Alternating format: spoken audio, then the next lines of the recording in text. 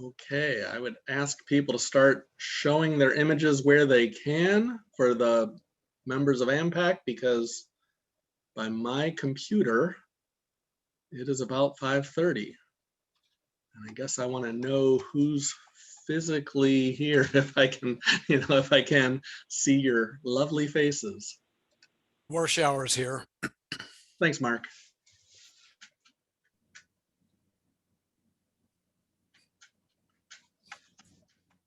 And Robert, Kevin Munson said he would try and call in, but he wasn't sure if he was going to be able to. So I presume the Kevin that's visible on the screen is a different Kevin, because usually Kevin Munson logs in with his name, or Christie's name.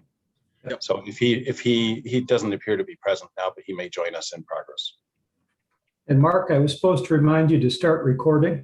Oh, I did. Thank you. Okay, very good.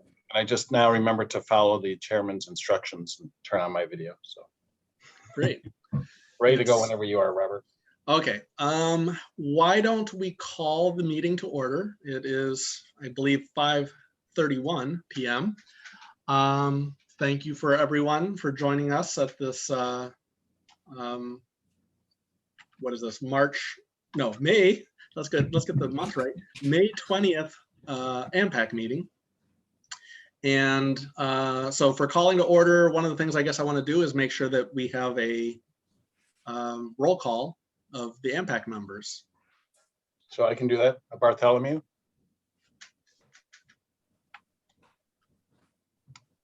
Bob Bartholomew, are you present? Not present. Robert Burke is present. Yes. Dan Drazen is present. Ray Fay, are you? Ray Fay? I'm here. Okay, thank you. Mike Frank is Here. Yes, there he is. Jade Hofelt. Here. Julie Leffler. Here. See you. Rich Morey is here. Kevin Munson does not appear to be here. Deanna Porter. Present. Present. Cynthia Richardson is present. John Present. Shaker is present, and Mark Warshauer. So we have Mr. Bartholomew and Mr. Munson are both not currently present. Okay. Thank you for that. So let's move on to approval of the minutes. Excuse me, I'm sorry. I can't find my hand raising function on this computer tonight for some reason, but I would like to make on a motion on the agenda. When is the correct time for me to do that? I think earlier rather than later. So that's why I'm bringing it up as soon as we had the call to order, Chair Burke. Sure. I'll hear what you have to say. Okay. I would like to make a motion that the agenda for today's meeting be amended to include an opportunity for public comment to be placed immediately before adjournment, exactly where it has been placed in every AMPAC meeting preceding this one. I appreciate that. I'll second the motion. This is Richardson. Sure. We have a first and a second.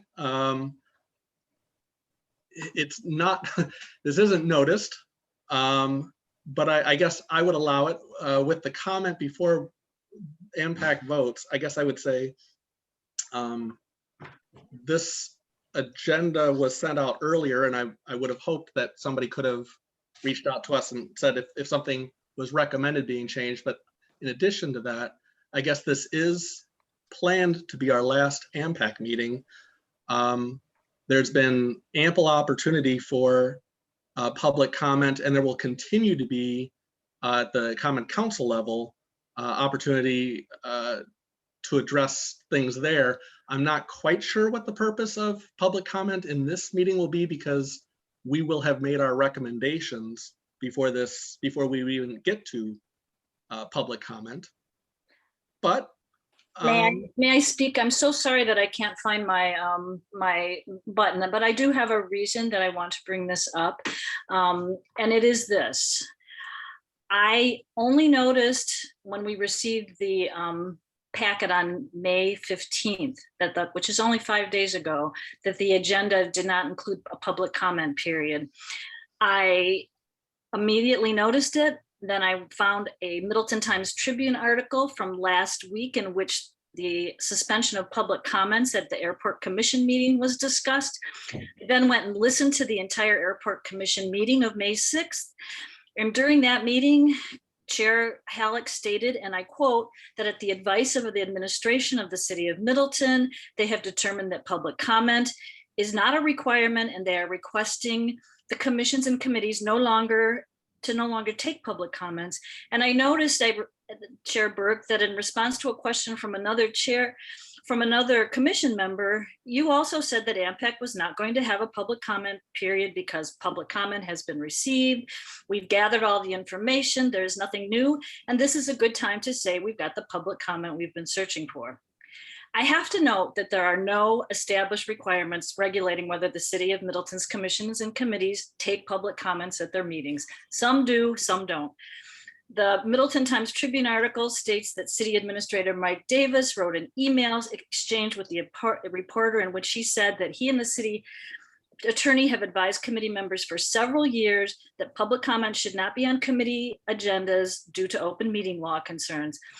But despite this advice, Mike Davis has left it up to the committee chairs to decide whether to take public comments. AMPAC and several other committees regularly do have public comment periods, but none of these things that I tried to research before this meeting, no one has touched upon one of the largest concerns that I have regarding the suspension of the public comment period in this final AMPAC meeting. Such established public comment periods are often considered something called designated or limited public forums for purposes of protecting individuals' First Amendment rights. And in regulating such forums, governments must be careful to ensure that no violation of individual First Amendment rights occur. In particular, content-based exclusions, in other words, regulations that allow some kinds of content in public comments periods and not other kinds of contact in public comments, are generally not allowed. I'm really concerned, Chair Burke and committee members, about the timing of why the City of Middleton administration is suddenly advising committee and commissions that they need not take public comment and requesting them to no longer do so, when the exact opposite practice has been set and followed for some time. It's a practice that has allowed individual committees of all sorts to place a public comment period on their agenda and to take those public comments. The timing of this advice from the city administration and the swift decision by two chairs of the two airport-related governing bodies to exclude public comments happens to coincide with the city of Middleton's wrapping up what has been what I consider a robustly debated AMPAC process with much opposition to the master plan's inclusion of expansion options in it. Now, other committees that have been holding public comment periods regularly. As far as I know, other committees have not stopped placing public comment periods on their agenda and holding those public comment periods during their meetings since that Airport Commission meeting. For example, the city's License Ordinance Committee meeting of May 11th both placed an item entitled Comments from Citizens Present on its agenda and paused to hear if anyone had a comment during that item, because I watched that meeting too, part of it. Given these facts, I am saying that I'm concerned that the chairs of the two airport-related City of Middleton Middleton bodies were advised by the City of Middleton administration to suspend their public comment periods to avoid continued negative public comment about issues related to a Middleton municipal airport expansion. And the chairs proceeded to then suspend the public comment periods. If this is so, then I think there is a potential violation of individuals' First Amendment rights. It is true that governments can impose reasonable time, place, and manner restrictions on limited public forums, public comment periods. But this entire suspension of public comment at our last AMPAC meeting does not, at first glance, strike me as a reasonable restriction. If the chair thinks that public comments are taking up too much time, there are more narrowly tailored ways to cut down than to suspend all public comments. I personally haven't noticed individuals on either side of this discussion being overly repetitive or disruptive. That's another reason that is considered acceptable for governments to regulate a limited public forum like these established public comment periods. Finally, I have to disagree with you respectfully, Chair Burke.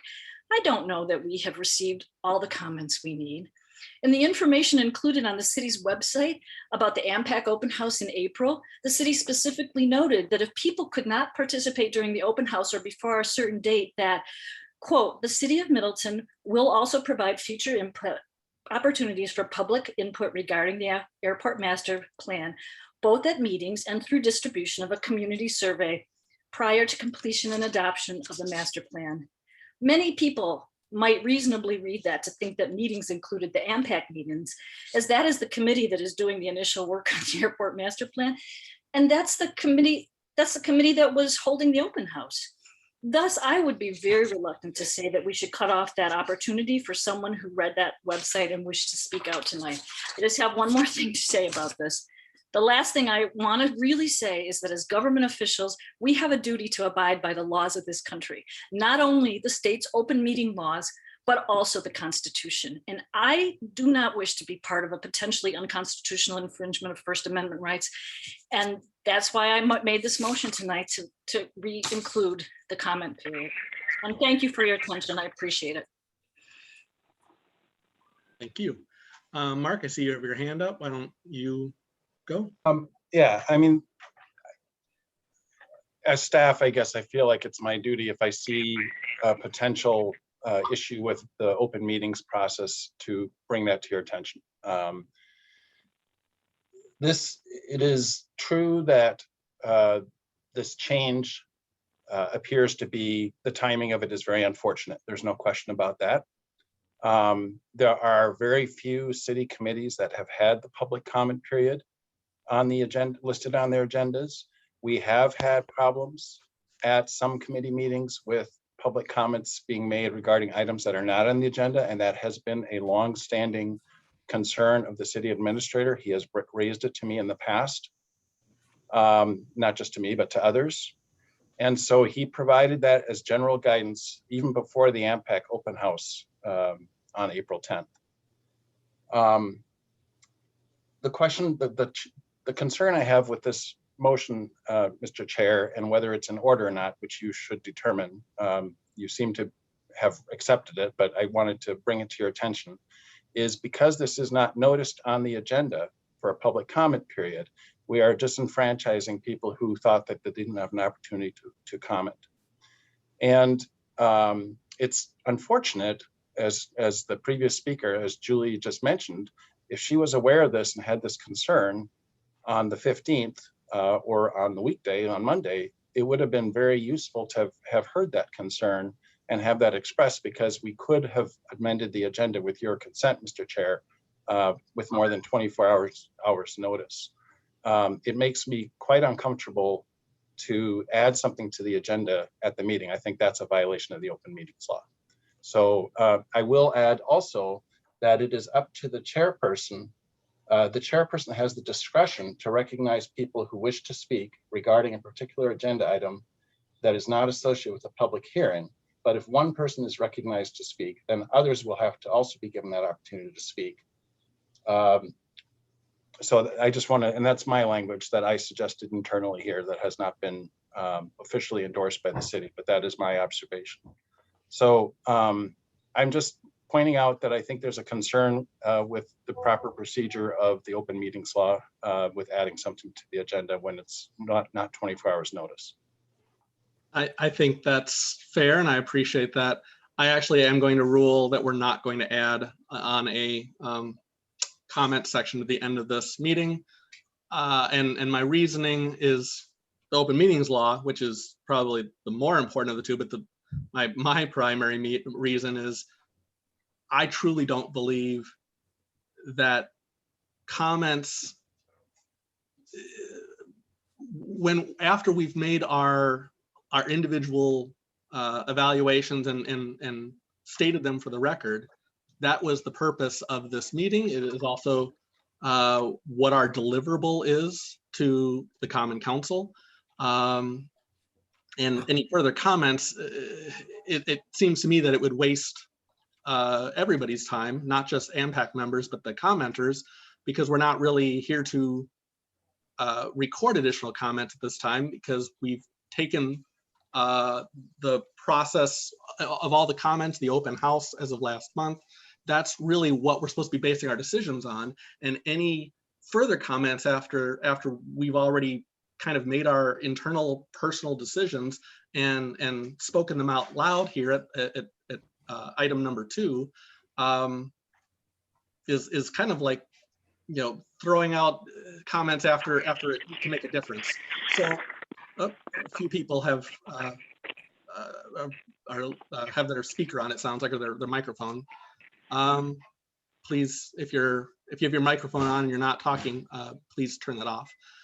So I'm going to rule on keeping the agenda as it is. I do see 2 hands up. If they are related to something on the agenda, we can talk about that, but I really don't think this topic deserves any further discussion. And Mr. Chair, just to be clear, you should rule, if that sounds like what you're saying, is you're going to rule the motion out of order, is what you're doing. Thank you for the Yeah. the right terminology. I will rule that out of order. And so there's no discussion of that, but a member could appeal the ruling if somebody disagreed with it, and that's proper procedure. I'm not an expert on Robert's Rules of Order, but that would be a way to handle this. But right now, because there's no motion before you by the decree of the chairperson, there's no speaking to that topic. It's not on the agenda. So that would be my guidance to you, Mr. Chair. Thank you. As you can tell, even though it has my name in the title, I am also not an expert of Robert's Rules of Order. So I appreciate the guidance. I do see 2 hands up. I will call them in the order that I see them on my list of participants. Cynthia, you have the floor. Thank you, Robert. I very much appreciate it, Mr. Chair. I just want to, for the record, say that I too think that public comment should have been properly noticed on this agenda, and it's really unfortunate that it was not. But in the absence of public comment, I would like to make several comments on behalf of area citizens. Mead and Hunt has presented 5 chapters plus appendices preparing their proposals for expanding Maury Airport via a master plan. Those chapters have dealt hey, Cynthia? extensively with the safety of pilots Cynthia, and their aircraft. I'm sorry to interrupt you, but you're basically reading into the record comments after we just discussed not having a comment section. So I'm going to have to rule that out of order as well. These are my comments because I'm on this committee. I was appointed by the city to represent citizens. I'm not a special interest. I don't have conflicts of interest. I don't think this is out of order. So I'm going to respectfully disagree with you. Okay. I'd like to continue, please. You're on approval of the minutes is where I believe you are, Mr. Chair. Yeah. I think we need to move on, but so Cynthia, I'm going to have to cut you off on that topic there, and I don't see any other hands up at this time. So why don't we move on to the noticed agenda items, the next one being approval of the minutes. I'm sorry, I had my hand raised. Oh, it went down for a bit. I'm sorry that I'm having a lot of trouble with this. I wanted to just pick up on what Mr. Opitz said. I would like to preserve he said something about how I would continue to preserve an objection. I would like to have that process undertaken, and perhaps Mr. Opitz can advise me how to do that about this. So you're saying that you wish to appeal the ruling of the chair. I do. Called something Yes, out of thank order. you. Yes, because it took a long time for me to think through this issue, and it really was. It was a very abrupt change in our former policy, so it took me quite by surprise. And I did the best I could to get it through and think it through, and really make sure of what I felt confident saying about the First Amendment. So I would like to preserve this, and I did a little reading on Robert's Rules of Order. And you can make a motion during the meeting to amend the agenda according to what I have read. So that's why I want to preserve it, Mr. Opitz. What I don't remember is I want to appeal this. Yeah. So I think it's been a long time since I've seen something like that. I don't know if that's debatable or not. I think I would recommend you just have an immediate vote. I don't think that's probably something that's, well, I don't know if it's debatable. I just don't know. Okay. So I the don't question, know either. And since I don't know, why don't we open it up? And I think what would be before us then is an appeal of my ruling to not change the agenda to add the comments. But the vote before you all today, AMPAC members, is whether to appeal whether to agree with an appeal. Geez, how do I phrase this? Is it basically, Mark, do you think it would be to overrule my ruling? yeah, the motion, your ruling is that you're appealing, or that you're ruling the motion that was made out of order. And I'm now reading about whether that's debatable or not, but I haven't found a good article on it yet. So yeah, in the attempt of trying to go with democracy here, no matter what, let's just put it to an immediate vote of I think that would be the most sense, because you're saying it's out of order and you want to move on, but now that there's an appeal, it should be immediately voted on by the body. That is how I would suggest you proceed. So let's do a roll call vote of this appeal and on my ruling not to change the agenda items as listed on the screen. Can we do a roll call vote? Sure. Mr. Bartholomew, are you present? Yes, I am. So the motion is, do you agree with the appeal? And if you agree with the appeal, then you would vote yes. If you feel the ruling should be sustained, you would vote no. So, Mr. Bartholomew. Okay, could you read that again, please?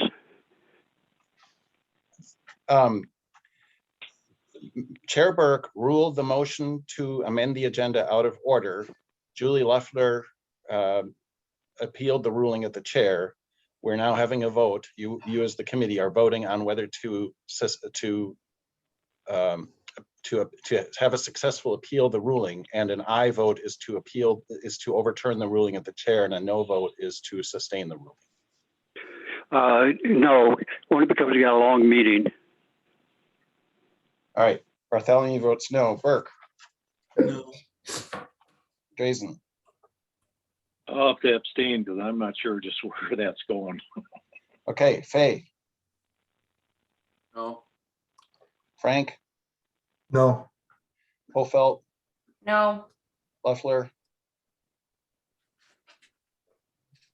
I assume that's an aye. Julie? We can't. Aye. All right, Did you hear me that time? we did. Maury? No. Munson, are you present? Not present. Porter? Nay. Richardson? Aye. Schaefer? No. Warschauer? No. So we have 2 votes to appeal the ruling, and the rest, I guess that adds up to 10. 1, 2, 3, 4, 5. 9, I believe. 3, 4. Oh, we had 1 abstention. Yeah. So the ruling is upheld, and you're on to approval of the minutes. Okay, thank you. And thank you everybody for bearing with me as sometimes these things are a little new to me as well.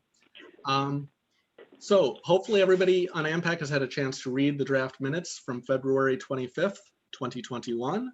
I would entertain a motion. Schaefer moves. Okay. This is Frank second. Okay. Schaefer is the primary, Frank is the secondary. Any discussion? Any comments? Then we'll move on to the vote. All those in favor say aye. Aye. Aye. Any opposed? The ayes have it unanimously. Thank you. Moving on to the first action item. Item number 1, Appendix 1, Master Plan Open House Comments and Responses. Oh, and I'm sorry, I'll take a break here because I do see Cynthia has her hand up. Is that still from before, or do you have a comment? It's for the first item. Oh, it is. Okay. So I'll simply, from a staff standpoint, point out in your packet, you had a letter that went out from Mead and Hunt on May 6th, as well as, so it's a 4-page letter that describes the actions before you that the project team is recommending tonight. And then you also had the 50-page document, Appendix I, the open house comments and responses, and that's your agenda item before you right now. So yes, so Cynthia, we are on Appendix 1, and you have your hand up, so go ahead, you have the floor. Sorry, but isn't it Appendix I? It was very hard to tell with this font. You may be right, maybe it's Appendix I. Appendix I. Thank you. I appreciate the correction. No, Cynthia, go I'd ahead. like the clarification myself, so thank you. So I have some general comments about Appendix I, and then I have some specific comments. So Mead and Hunt has presented 5 chapters plus appendices presenting their proposals for expanding Maury Airport via master plan.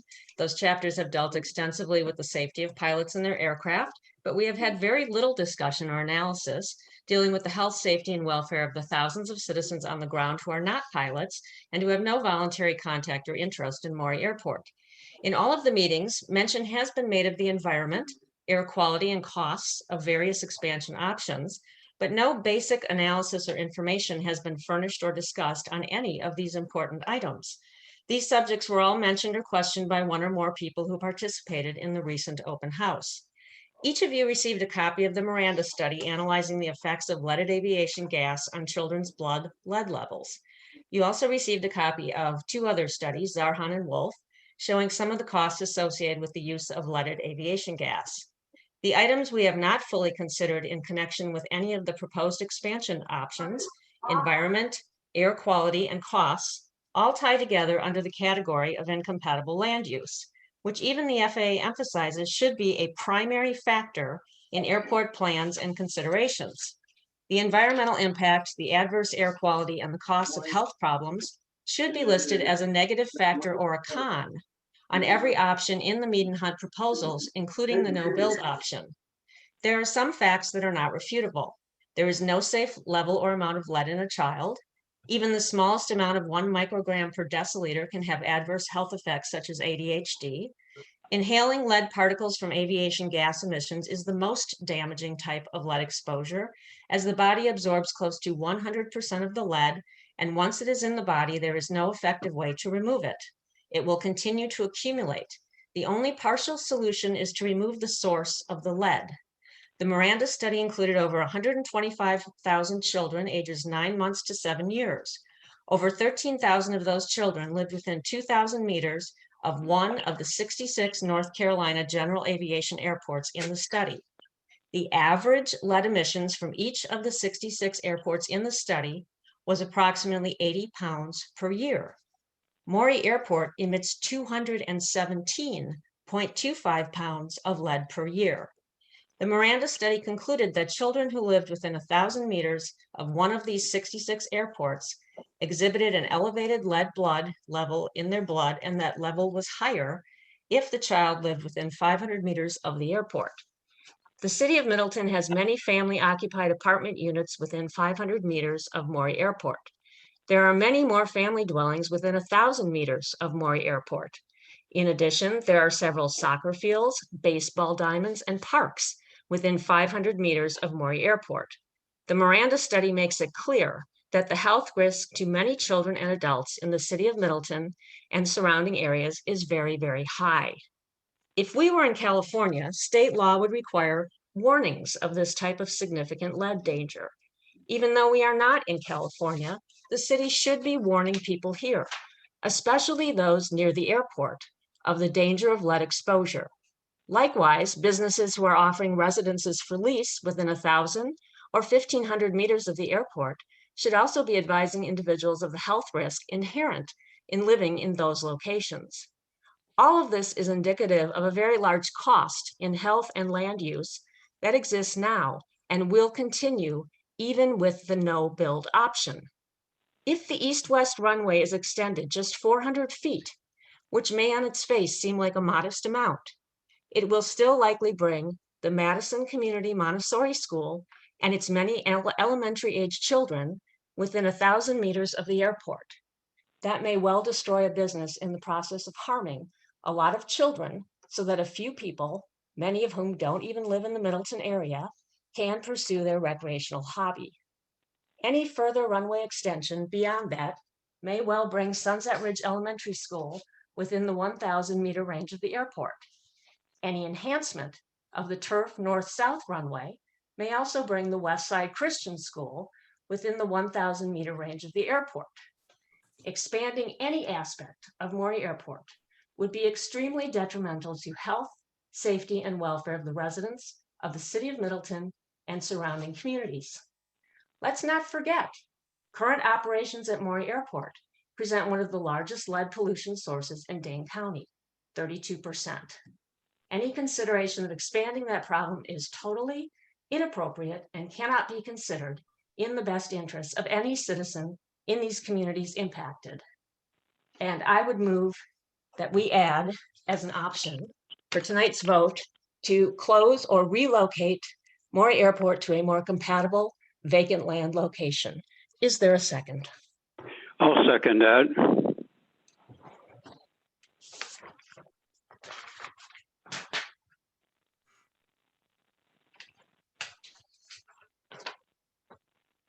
Chairman, you have to make a ruling on whether that's in order under the item Appendix I. I don't believe it. It is in order. Our topic is not whether to relocate the airport or anything to eliminate the airport. Our topic before us is a review of Appendix I, Master Plan Open House Comments and Responses. So I'm going to rule that that is not, what's the wording? Not in order? Yeah, the motion is out of order. Is what The motion is out of order. I'd like to respectfully appeal that, Chairman Burke. Is there a second on an appeal? Does there need to be? I don't know. Just let's just vote. I'll second that. Sure.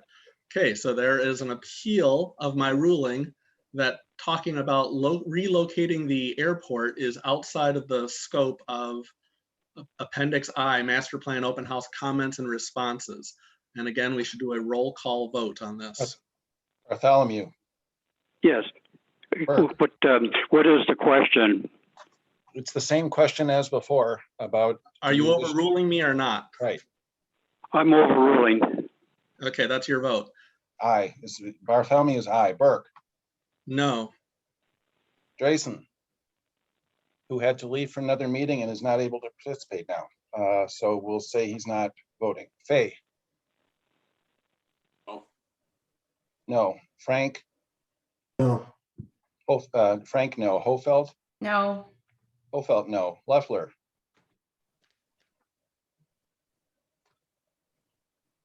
We didn't hear a vote, Julie. I think I'm going to We can hear you. We can hear abstain. you. Can you hear me? We Can you can hear now, me? yes. I think I'm going to abstain because I don't I'm going to abstain.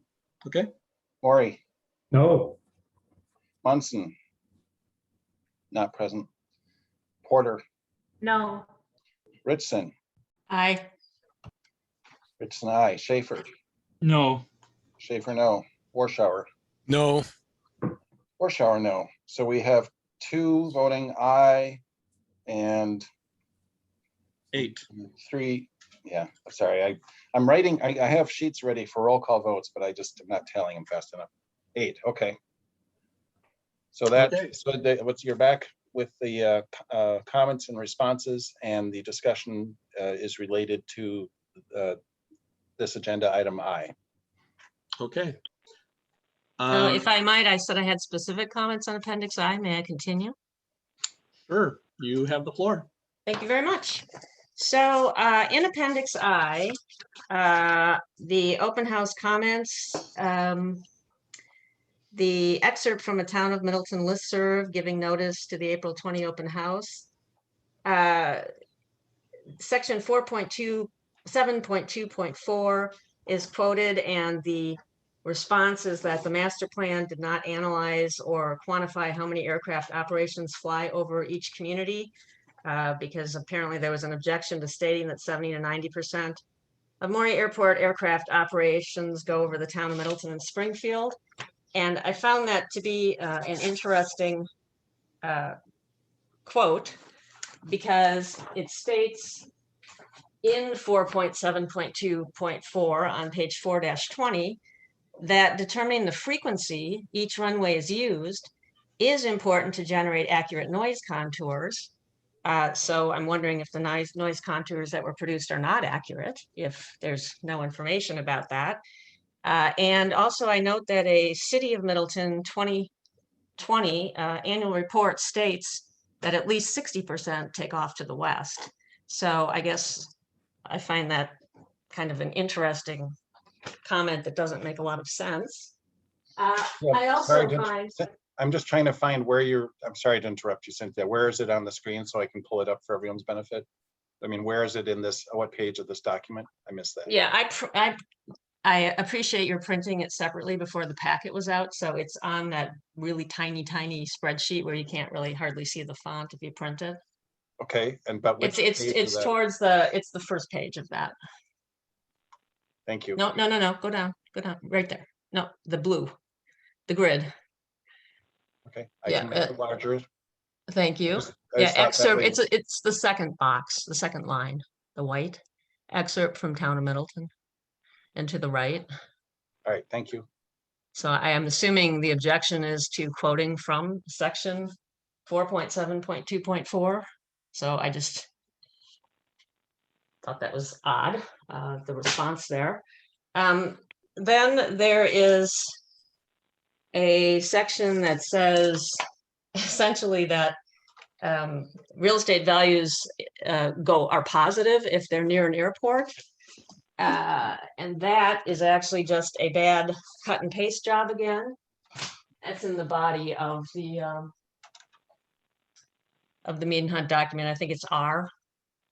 So up.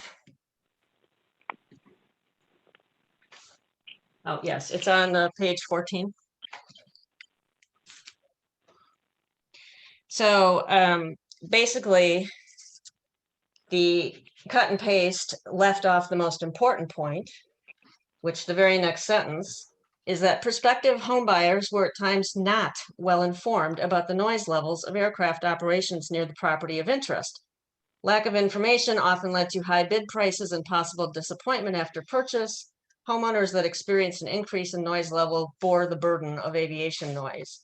And if you go to the actual substance of this Transportation Research Board report that Mead and Hunt is quoting on page 79 of that report, chapter 10, Aviation Noise Effects on Property Value.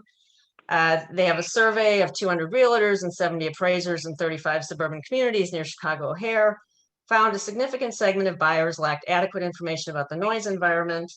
Over 75% of the realtors indicated that the market required more time to move a noisy property than a quiet one, and 22% of them thought an appreciable greater amount of time was needed.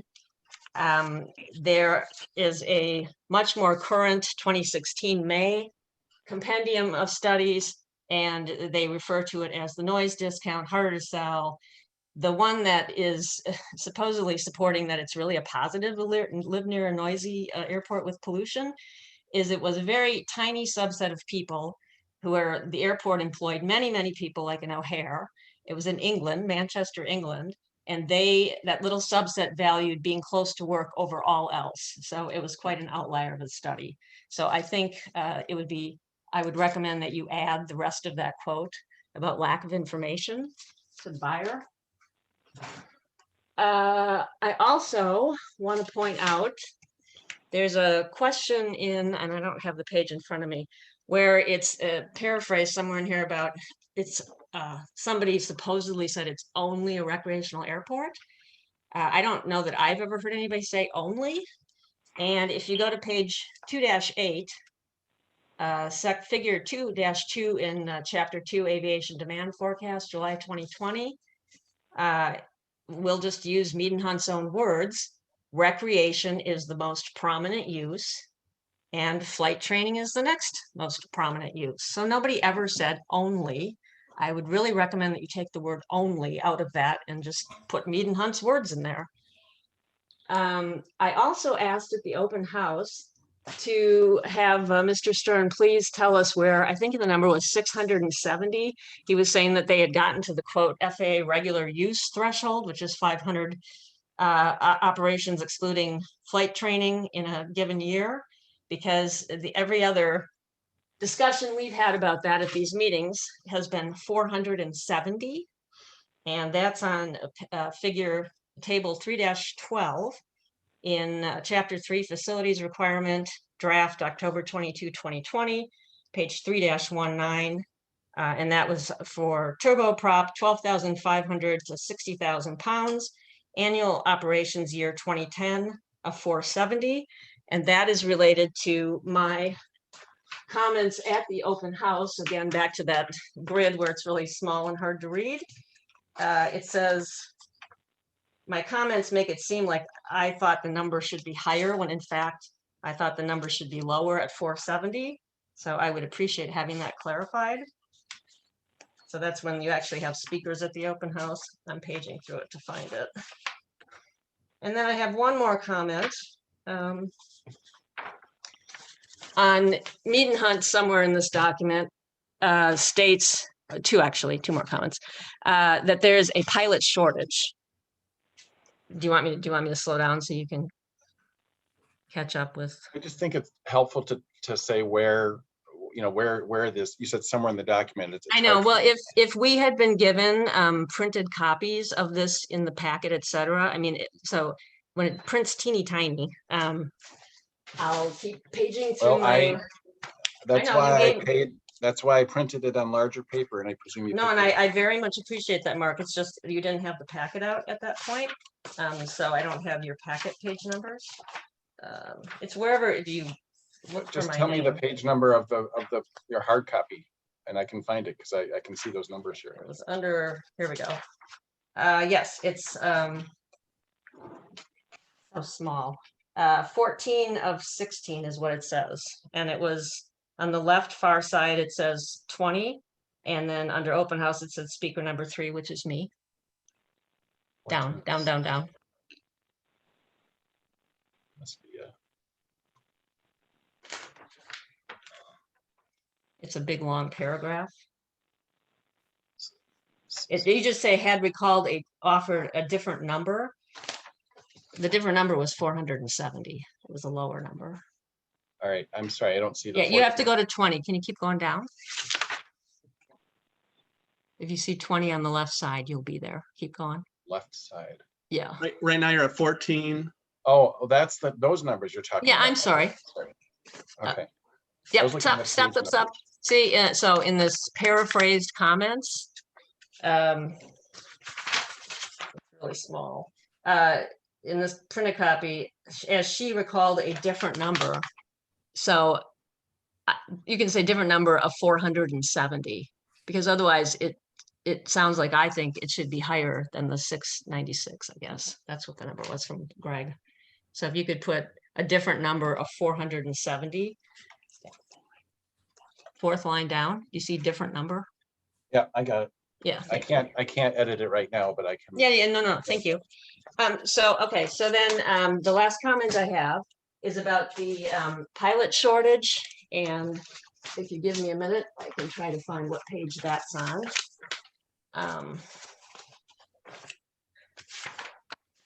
So that is not, I mean, there's no citation, and I think I know where they got that. Here we are, page 13. N, Nancy, would changes at the airport benefit few at the cost of many? And it says in the first paragraph, second to the last, there is also a national pilot shortage. So I think that they didn't give the citation, but I think that came from a global Oliver Wyman survey. And that says that, first of all, this is a global survey, so it's not specific to the United States, but it says nearly overnight, and this it's on their website. Nearly overnight, with the outbreak of COVID-19, the conversation shifted from shortage, meaning pilot shortage, supposedly, to surplus, and that demand is not back to 2019 levels, blah, blah, blah. So I thought, well, let's just see what that's about. So Airline Pilots Association International says the facts are clear. There is no pilot shortage in the United States. Then I had remembered reading something about United Airlines, pilot training, United seeking diverse pipeline. So their normal places of recruitment are from the military. So I think the verbiage there isn't really consistent with that. And this says, this is on the United, it's an Associated Press article dated April 6, 2021. United will continue to draw pilots from traditional sources such as the military.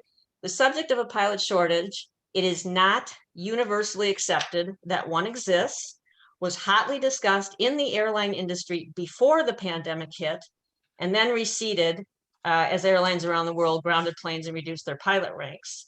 And so they may have some, so apparently it's a structural issue, because if a pilot takes early retirement or leaves, because of the internal rules, they can't go back to the same airline. They lose all their seniority. So there's some structural issues there. And United says that they're training their own pilots because people learning to fly small airplanes are not really trained to become professional commercial airline pilots. So United is going to train their own. So I guess I would like either a citation and some softening of the language, because that is not just an absolute verifiable fact that there's a pilot shortage. And I think that's all I have. Thank you. Okay, thank you for your comments. Do we have any other comments related to Appendix I? Bob Bartholomew, I do. While we're on N, I think that the benefits, few at the cost of many, there was some invalid comparisons there showing that, well, some people use golf courses and aquatic centers, not everybody. To examine it a bit, at an airport, you have, of course, the aviation cost. So it's really only available to some people who have the resources to do that. You also have the negative aspects as far as having an airport, safety concerns. But you look at the aquatic centers, it's low cost, wide demographic scope, no negative effects. You have athletic competition, sports teams, scholarship possibilities, acquiring important skills such as swimming. There aren't any safety, besides somebody drowning, of course, or negative comments. Negative community effects. On golf, well, it's more expensive than the aquatic center, but much less than flying. There are no lessons required. Some can argue that, of course. You also have the school sports teams, scholarships. You have open space like a park, demographics, everyone. No safety issues unless you get bopped by a golf ball. No pollution issues, and doesn't have any negative effect upon the well-being of the people. So I disagree with that particular comparison. I think it's a stretch to say those things are comparable. Okay, thank you for your comment. Any other comments on Appendix I? Okay, well, I'll continue. I have been asked by a citizen, a resident of Middleton, who had submitted comments to be part of Appendix A. Some were and some weren't. So he's asking that they would be included. The backstory on that is that he had submitted open house comments to Mead & Hut on April 6th. They were received and incorporated. However, because of a scheduling conflict, he was unable to participate in the open house session. And when viewing the Mead & Hunt answers to his questions later, he wanted to respond, but unfortunately did so on April 21st, one day late. considering that he did get his initial comments in early, has been an active observer of airport proceedings and a city resident, I suggest he should be given a grace period so his responses can be incorporated into Appendix I. So I'm making such a motion that Fred Klensnick's April 21st comments be included, his email comments be included in Appendix I. I'll second the motion. This is Richardson.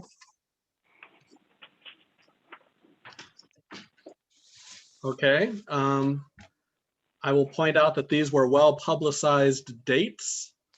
And it's a slippery slope to say, oh, we'll squeak in somebody and we'll squeak in another person then, and oh, well, we can't squeak in you because, well, we let these other two people in, but we can't let you in. I think we have to be very strict in how we abide by this, but there is a motion and a second. I would just say though, sorry, excuse me, I'm still talking. Oh, I'm sorry. Thank you.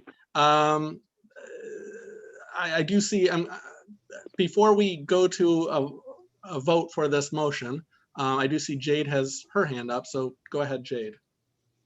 Yeah, I was just wondering, after there's a motion and a second, Robert, is there a discussion as well before we move to a vote? Yeah, actually, thank you. That's a good point. And yeah, before we would go to a vote, I should open it up to comments or discussion before we would vote as a group. Perfect. So do you mind if I continue? Go ahead.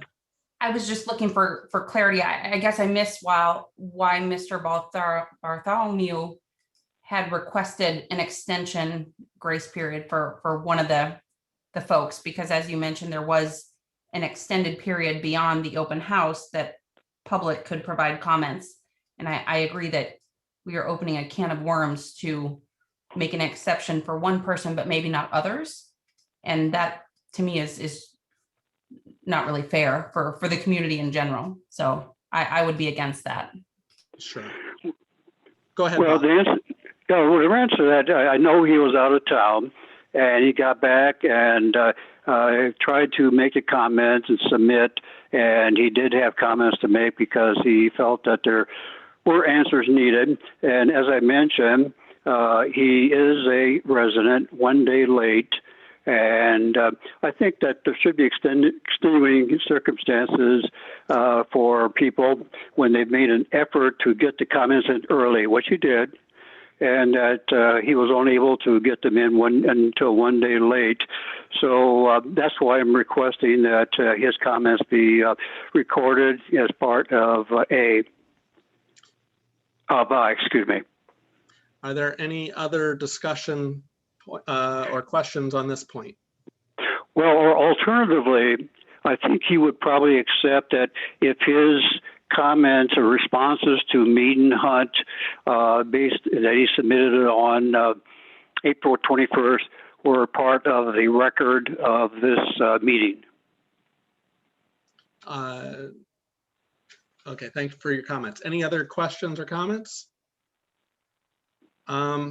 So I believe there's been a motion and a second to add in comments by Mr. Klansnick, which came in after the April 20th deadline.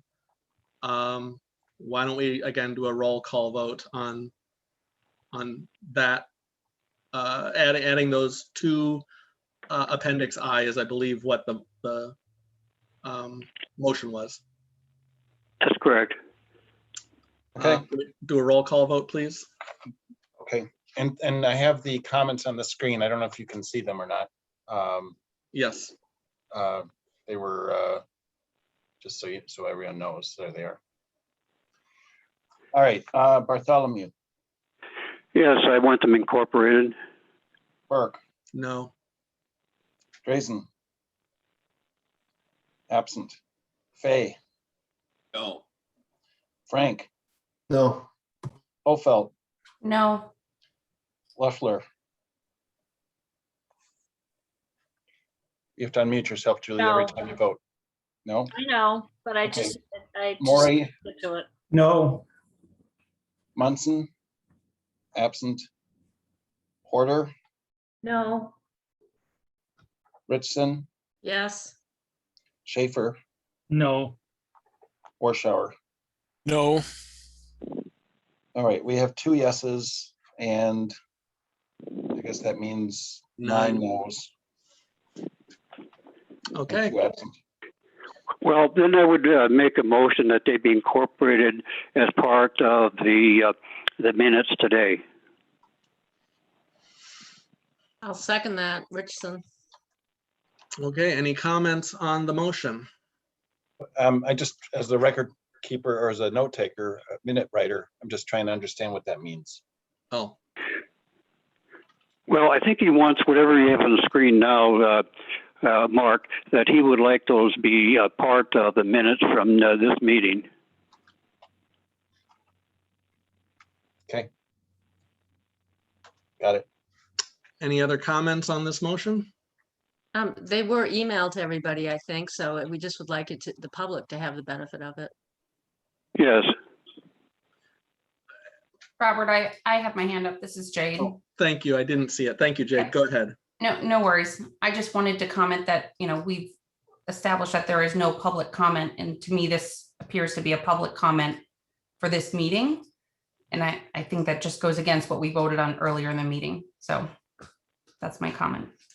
I appreciate the comment. With that being said, this is being, I think this one I will find allowable. So we should vote on this motion. The last motion was to incorporate Mr. Fred Klansnick's comments and things that were submitted after the published deadline. We voted against putting them in Appendix I. Now the motion is to put them into the minutes for this AMPAC committee meeting. Let's do a roll call vote. Bartholomew, Yes, I want them incorporated. Burke, No. Drazen, absent. Fay, No. Frank, No. Hofelt, No, Julie Loeffler. Abstain. Can you please record that as an abstain? Because I I got don't it. think I think the last vote that you recorded when I voted, you took my abstention and made it a nay. So I just want to make sure I'm clear on that. Thank you. So this is an abstention and the previous one was an abstention is what you're saying. Oh, the one, no, I think it was 2 votes previously. Okay. I'll talk to you about that afterwards. It's okay. But I just want to make sure Well- you can record this as an abstention. I would appreciate talking about it now because I don't wish to be adjusting minutes after the meeting. So the abstention is now, we've had 4 roll call votes. I had recorded the second roll call vote as you abstaining. And that Okay, was on, I'm sorry? that's fine. If the second roll call vote, you had a record of an abstention, that's fine. Thank you. Continuing with the roll call vote number 4 is Maury, No. Munson, absent. Porter, nay, Richardson, Aye. Schaefer, No. Warschauer. No. 2 yeses and 9, 1, 2, 3, 4, 5, 6, 7, no, 8 no's and 1 abstention and 1 absent. Okay. Or I'm sorry, 2 absent. Two absence. Yes. Okay. Any further discussions on Appendix I? Well, I'll make a last one. The right turn issue, that was part of Appendix I, wasn't it? I believe it was. I believe it was discussed in the master plan open house comments. Yeah, it's helpful to know where, Bob, in the document you're referring. Yeah, I don't have that, unfortunately. I do know that part of the discussion was going to be on alternatives. Tonight was going to be the right-hand turn. Yeah, that's the next topic, Chapter 5, alternatives evaluation. All right, I'll wait. Okay.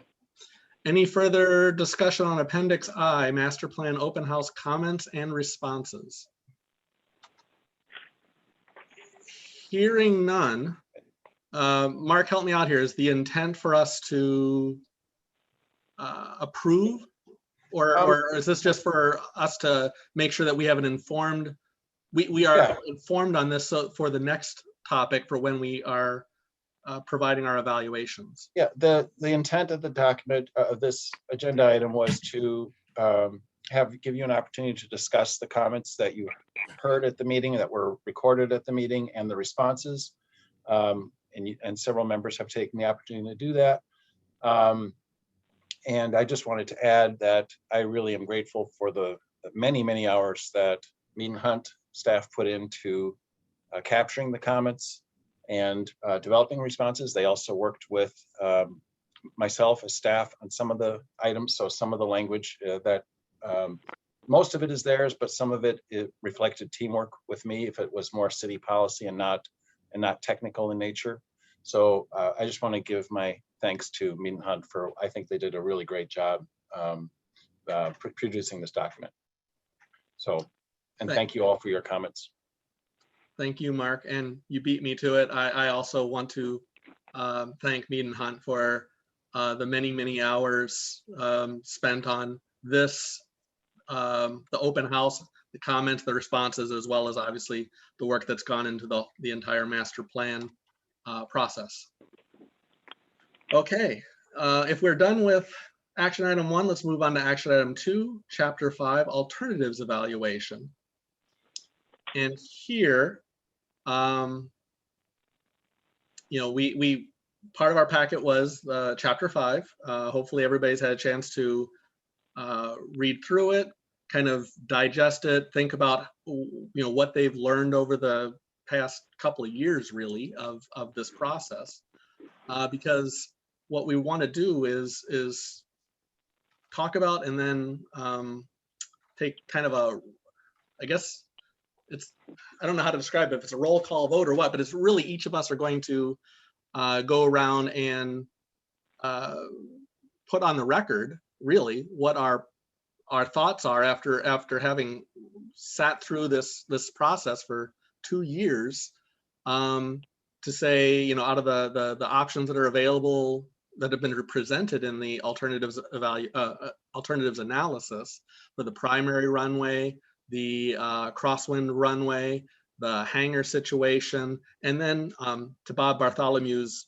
earlier point, left turn versus right turn flight patterns. I think we want to, basically at the end of this meeting, we want to be able to send a record on to the Common Council and the Airport Commission what we each think on those topics and what alternatives or no alternatives we each thought were the most worthy of pursuing, I guess, or most interest to each of us. So I guess I would open it up right now for comments, questions on the alternatives evaluation process or chapter 5 alternatives itself.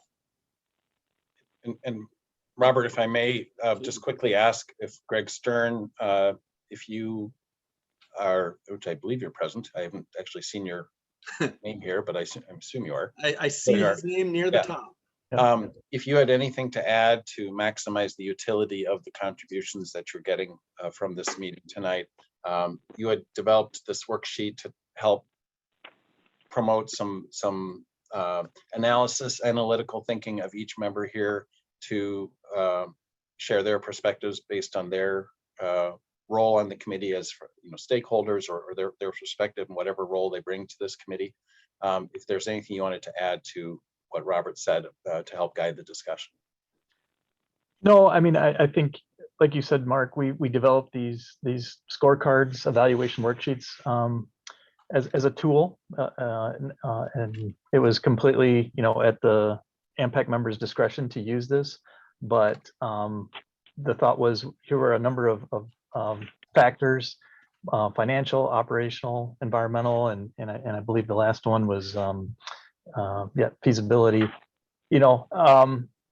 A way to try to score each of these, and we've only left on here, the ones that are shortlisted through previous AMPAC meetings. There were some alternatives that were non-starters. We essentially had come to an agreement that those weren't to be carried forward. So we've narrowed them down. And like Robert had mentioned, the chapters had listed pros and cons. In combination with these factors, the feedback that we've gotten from the public, it was our hope that, that tonight we could now have the AMPAC members pick their top choice and go from there. So myself, other folks from Mead and Hunt are on the line. If we can answer some questions, we're certainly available for that. But I guess that's all I've got to add. Okay, I see Cynthia Richardson's hand. Cynthia, you have the floor.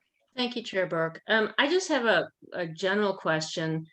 Chapter 1 inventory, section 1.2.3 said city comprehensive plan, and that referenced the 2017 draft. And I know the city has now adopted the 2020 and they're calling it 2021.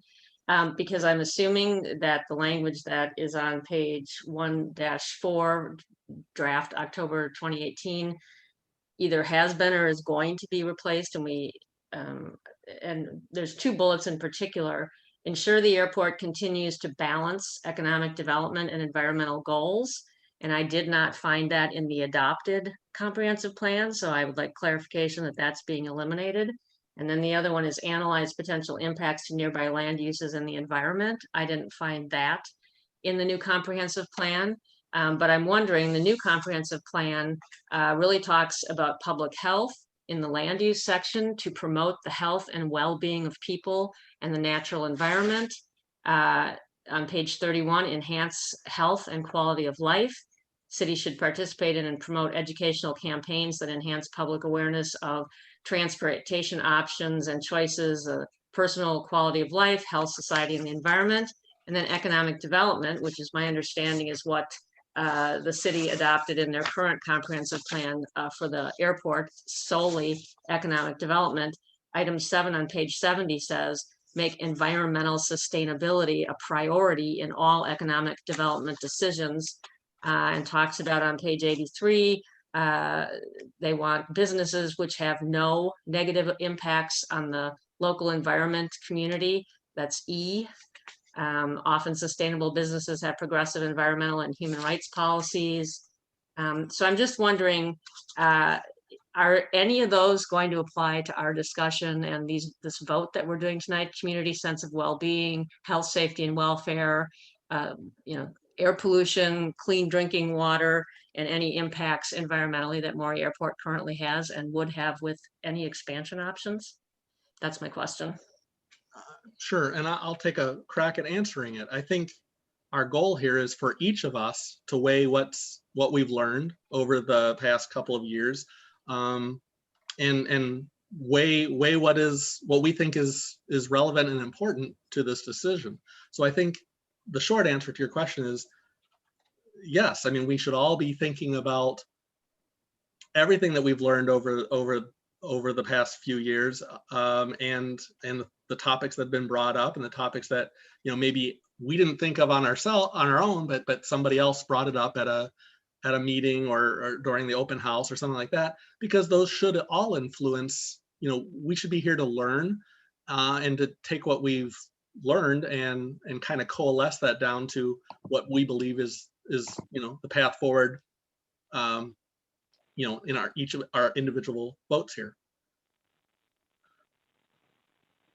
Any other comments or questions?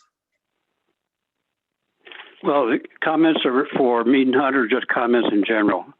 I think comments related to Chapter 5 alternatives evaluation, if it's something directed toward Mead and Hunt and it's on that general topic, I think that's fair game. Yeah, okay, I don't have any comments or questions for Mead and Hunt, but I do have comments regarding the alternatives on runways. Okay, you have the floor, Bob. Okay, good. Thank you. I looked at the alternatives, and it was very helpful. Mead and Hunt did present the plan views of the airport and gave the pros and cons. That was quite useful. I'm in favor, of course, of no build. According to the pros on those particular sheets, it's adequate for most aircraft, 12,500 pounds and under. The RPZ is well located. DME is installed. There's no land acquisition required or roadway modifications. I'll add to it, it wasn't there, but no obstacle concerns, no larger, noisier aircraft that would be coming more frequently. And the only con that was listed was concerning the larger aircraft, the turbine jet-powered aircraft over 12,500 pounds, aircraft, and also aircraft weighing less than 12,500 pounds with 10 or more passengers. And that's really the only advantage of the 200-foot runway expansion.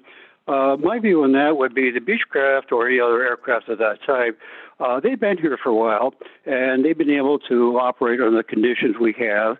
They knew the conditions when they came in. If for some reason it's not working, I don't see for a few aircraft that are going to be providing considerable negative effects that we would want to extend the runway.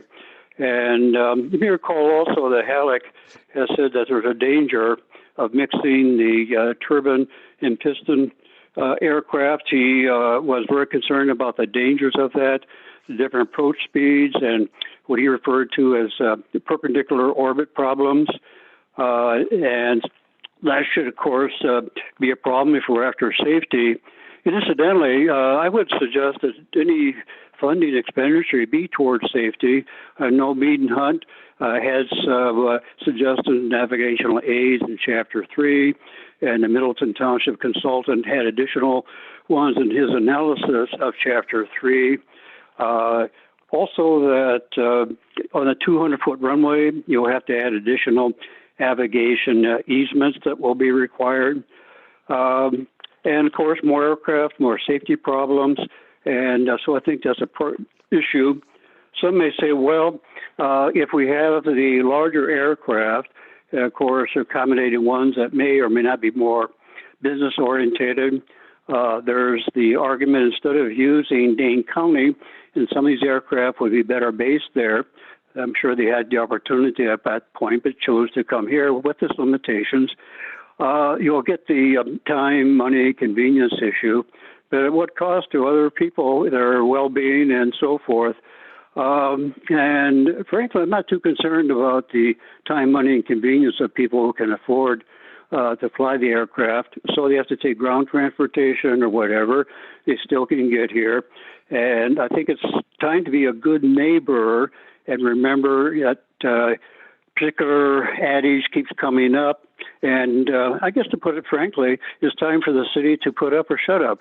And this is a chance for them to show that they can do that. So I'm very much for the no build. I know that Straw Boat had indicated before last meeting that seemed to be preferable, and it's going to cause less problems for the community and surrounding areas. It's already problematic. There's a lot of friction and other problems due to even the current airport. It would be much worse if we do anything to invite a build it, then they will come, which FAA, of course, is not really crazy about. So I would, I'm in favor of the no build airport option. Okay, thank you, Bob. Jade, I see you have your hand up. Go ahead. Thanks, Robert. I guess I just wanted to comment on the alternatives and talk about the fact that, is there somebody have their microphone on there? Yeah, somebody named Chris. I took care of it. Okay, thank you. Okay. So yeah, as it relates to the alternatives and looking at what we can do, I think it's important to remember that when the city bought the airport, they decided at that time to turn it from a privately owned airport into a city-owned airport, and they joined the business of running a business, and the business is the airport itself. But that being said, there's really only two ways for the airport as a business to make money and stay self-sustaining. One of those would be from the sale of fuel, and the per flowage fee that the city gets off of the sale of fuel. And the second income revenue generating stream would be land leases. So you have two ways to make income: land lease and fuel. And if we're not looking to increase either of those, the cost of business is going up. And if the airport can't increase that and actually be a successful business, then we're going to have to look to the city to help subsidize the airport. And I don't think that's an alternative that the city, having bought the airport, really wants to look into. We all know that the airport, having accepted federal funds on its last go around for expansion and revision, agreed to operate in perpetuity. So the airport is certainly not going anywhere. And, you know, again, as a city, I think they should look to it as a business that needs to be self-sustaining or revenue generating. And we have to carefully consider the alternatives to support that. So that's all I had. Thank you. Well, I wanted to ask a question. Is the airport in dire straits right now financially? No, it's not. Okay, so increasing the business doesn't seem to be something that's really necessary, does it, at this point? It seems to be holding its own well enough right now. Sure, but as Jade said, you know, that's this moment in time. In the future, who knows? We want to make sure that whatever the airport is, it is a sustainable business, and that sustainable in all of its meanings. But I will call hands in the order I see them, starting with Jade again. Oh, I see that Jade lowered her hand, so I'll go to the next one. Julie Loeffler. Well, I thought I saw Mr. Maury's hand up. I thought his was up before mine. Did he lower his hand? I don't want to jump in front of anybody. Yeah, my comment was not necessarily germane to that. I'm disturbed that people are just jumping in as opposed to asking for or raising their hands. It seems rude, and the chair should be recognizing those that should speak. But anyway, I'll go back. I'd be happy to comment later. Go ahead, Julie. Thank you, Mr. Maury. I just wanted to respond briefly to what Jade Hofelt had said. I think that an economy and a business has to be sustainable more than in just its business function. It has to be sustainable in the public health of the citizens and residents that are living in the surrounding communities. It has to be sustainable for our environment. And as Bob Bartholomew, I would very much like to second what he said. It's the airport does not seem to be in any great trouble. So I'm not really sure why we have to say, oh, this is absolutely necessary so that businesses that are based at the airport and the airport can make sure they continue to make money. I think it's actually much more important from a value standpoint to think about the public health of the people and the children who live in this area, and about the environmental sustainability of an airport and aviation. Thank you. That's all I had to say about it, although I might have other comments later. Thank you. Thank you, Julie. The chair now recognizes Richard Maury. Oh, Rich. Yeah, it took me a while to unmute. Sorry about that. You have to, I respect Jade's opinions on this as well as I do Julie's. Expansion isn't necessarily going to increase the revenue to the airport. We're very rare in that we're self-sustaining it. The airport itself, other than, we obviously get federal and state entitlement monies, but we're not costing the taxpayers any money. It's generating all our revenues based on land lease and small fuel flowage, which is pretty much standard in the industry that size. If we would, let's just say we'd add almost double our pavement and then increase the hangars, would the additional hangar land lease be enough to pay for the operating expenses? That's not something that has been given a great deal of thought, but I would before the city would make that decision, and I understand we're just recommending things that may happen in a decade or two, that study needs to go on, because unless it will pay for itself, then it makes no sense unless, again, the city is willing to put money into it as they do other public venues that they have. But anyway, it's not a given. Unfortunately, expansion doesn't necessarily mean we're going to be bringing in more revenues. And that's all I have to say about that at the moment. Great, thank you. Are there any other comments or questions on the alternatives, Chapter 5 alternatives? I think Richard probably still has his hand up from last time, so I'm going to call on Cynthia next. Cynthia, you have the floor. Thank you very much, Chair Burke. So I think this might be a question for Greg Stern. The July 30, 2020 FAA letter states that the FAA approval of the information provided in this forecast document is limited to the reasonability of the methodologies used and analysis completed. This does not provide justification to begin construction of airport development, and further documentation of actual activity levels will be needed prior to the FAA possibly funding some expansion projects. And I then looked at the BOA project funding report, and it states so project year 2022 for Maury Airport, land acquisition, runway 09 approach. So it's my understanding when you do something to a runway, depending, then you have to rename the number. So I don't know if this is for what's to the west now, runway 28, or what runway 09 refers to, but it says, parentheses, runway extension need depends on justified length. It also includes, with a dollar amount, $600,000, environmental for runway 9/27. So again, a new runway number extension and northeast hangar area that has 1.5 million allocated.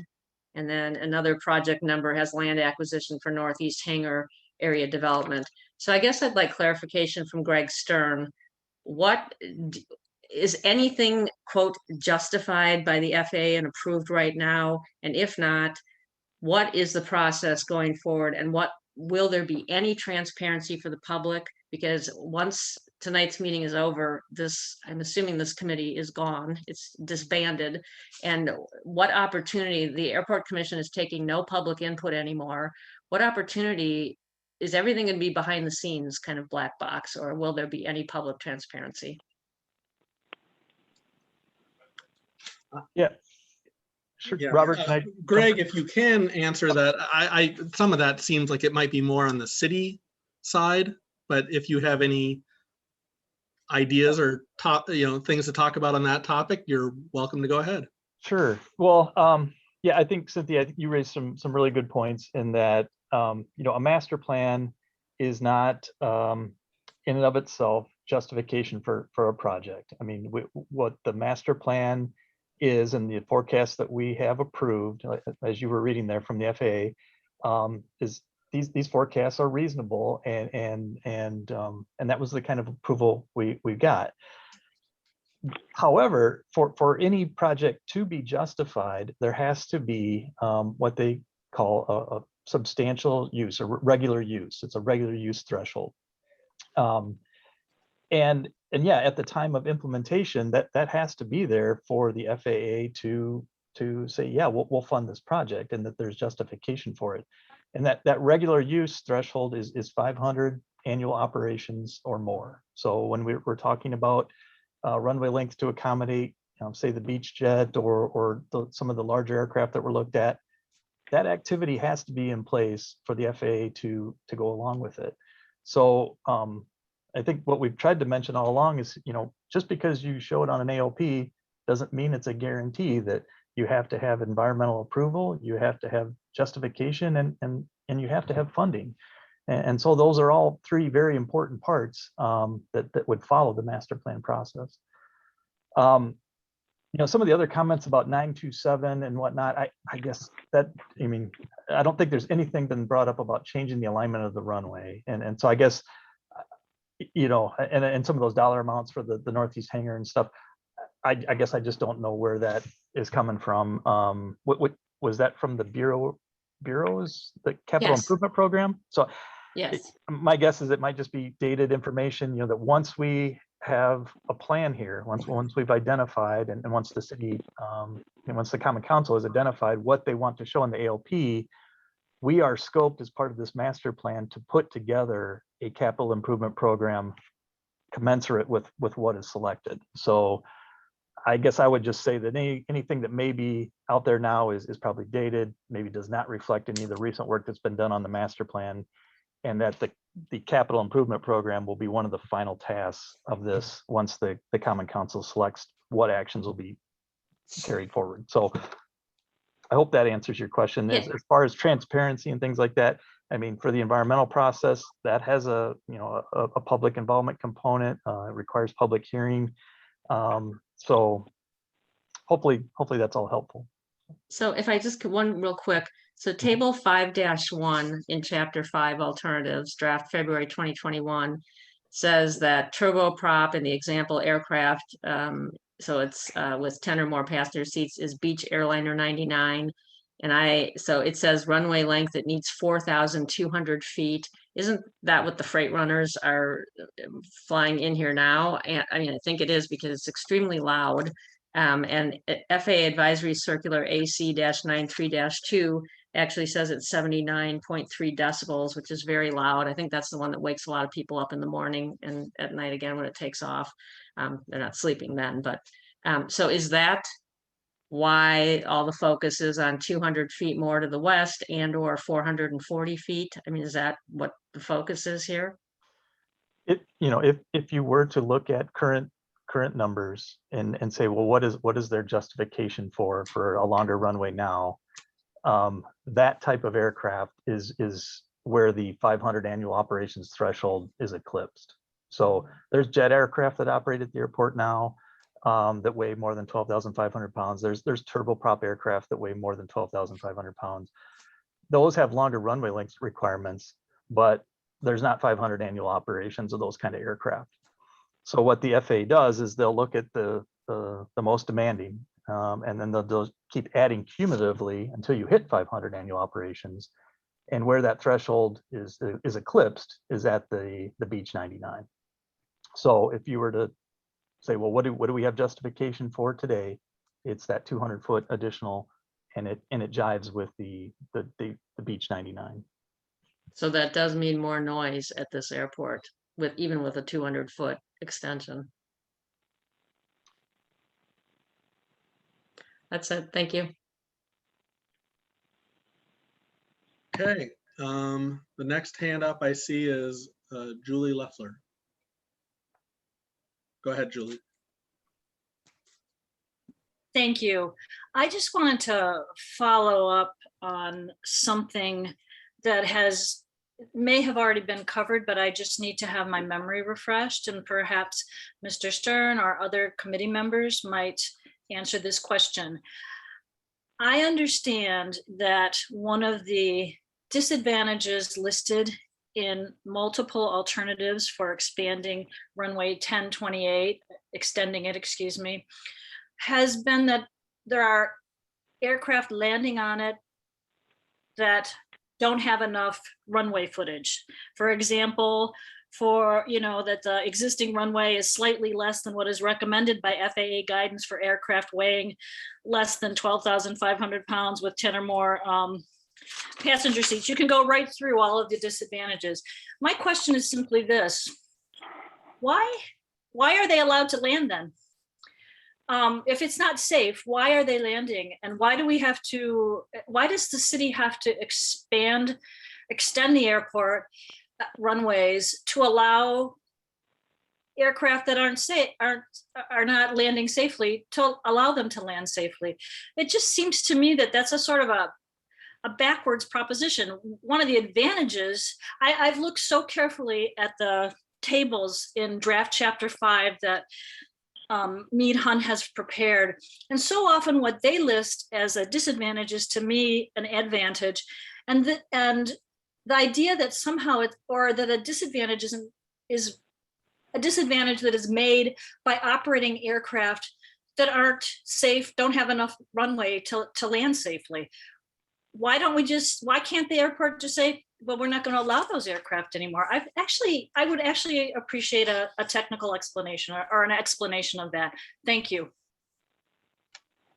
Sure. And before I call on anybody else, I'll just say, we're not saying it's not safe, just like driving cars is safe-ish, but there's still people who get into accidents, and there's conditions that make it less safe or more safe. So this airport is safe. There's always things that can be done to make things more safe or less safe. And I think the argument that I've heard throughout the last couple of years has been that a little extra length could add to safety. And what we have to weigh is, there's the pros and cons of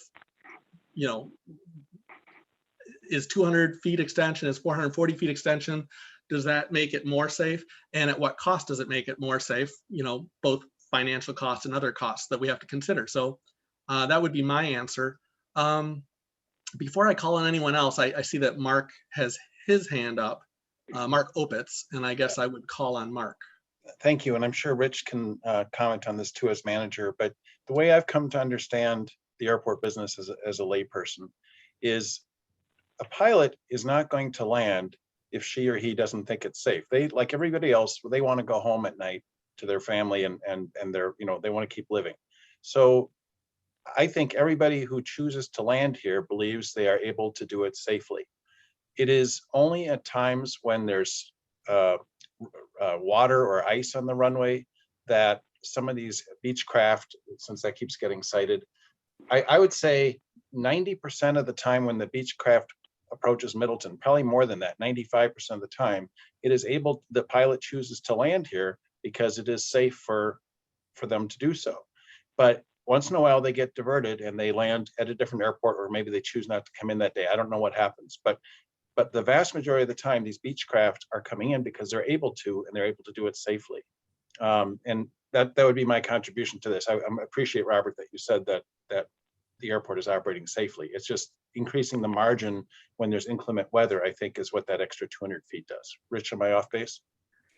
No, Mark, you're very accurate. A 200-foot extension isn't going to really do anything. The whole advantage of it is if or when we redo the pavement, it's justified. So a little extra length certainly doesn't hurt. And my understanding was we wouldn't need to acquire any additional aviation easements for the 200-foot extension.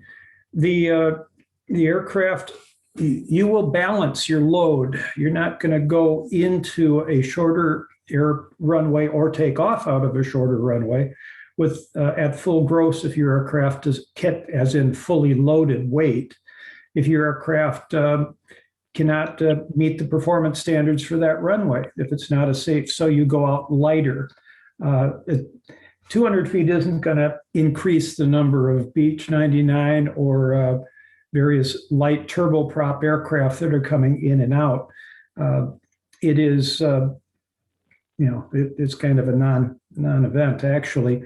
But again, you can look at a runway length. If you look at Key West, you have airliners that are going in and out of a 4,000-foot runway, same length as our runway, but they are doing so with light loads, built-up brakes, and the FAA having gone through to make sure that these things happen. That's not going to happen at Maury. We don't have the weight, we don't have the need, we don't have the desire, and we don't have the facilities for any of that to occur. But I am pointing out that length alone isn't necessarily going to do one thing or another for us. And I guess, Rich, you were kind of answering a question that was posed to you by Mark. You also had your hand up. Do you have anything else you want to talk about? Oh, yeah, adding 200 feet, I already made that comment. It's not going to increase the number of aircraft that go in and out of there. It might mean that they can carry an extra 50 pounds of UPS next day air or whatever, or samples for exact science or whatever else they're doing, but that it won't make any difference in my estimation. I've been at this a while. Okay, thank you for your comments. The next person I'll call on is Jade. Yeah, I just wanted to tag off of what both Mark and Robert, you had mentioned with regard to the airport, not necessarily not being unsafe as its current state is, but rather that extra length is always a safety consideration to any operator, whether you're in a single engine piston or a multi-engine jet. But we have, existing folks that are based at Maury that when the runway is wet or snow, or as the FAA refers to it as contaminated, may have to divert to other airports and actually cannot land at Charlie 29 due to the runway length, and how it affects it when the airport is wet. And then, of course, as was mentioned by the original commenter about, restricting or not allowing folks to land at the airport, that of course is not allowed because it's a federally funded and public airport. So we can't dictate who gets to land or who can't land at the airport. That's up to the individual operators and pilots to determine their safety considerations. I know I've mentioned it before, but a lot of times we talk about runway length not as an operational consideration, but solely as an insurance consideration. And that is many of the charter operators that, regulate what their airplanes can and can't do will utilize 5,000 feet as their standard of airport length, even if the airplane can safely land or take off in much less distance. It could possibly operate very safely at 4,000 feet, yet isn't utilizing Middleton Airport because of the fact that their insurance requirements state no airports under 5,000 feet. So I just wanted to add a couple remarks on that.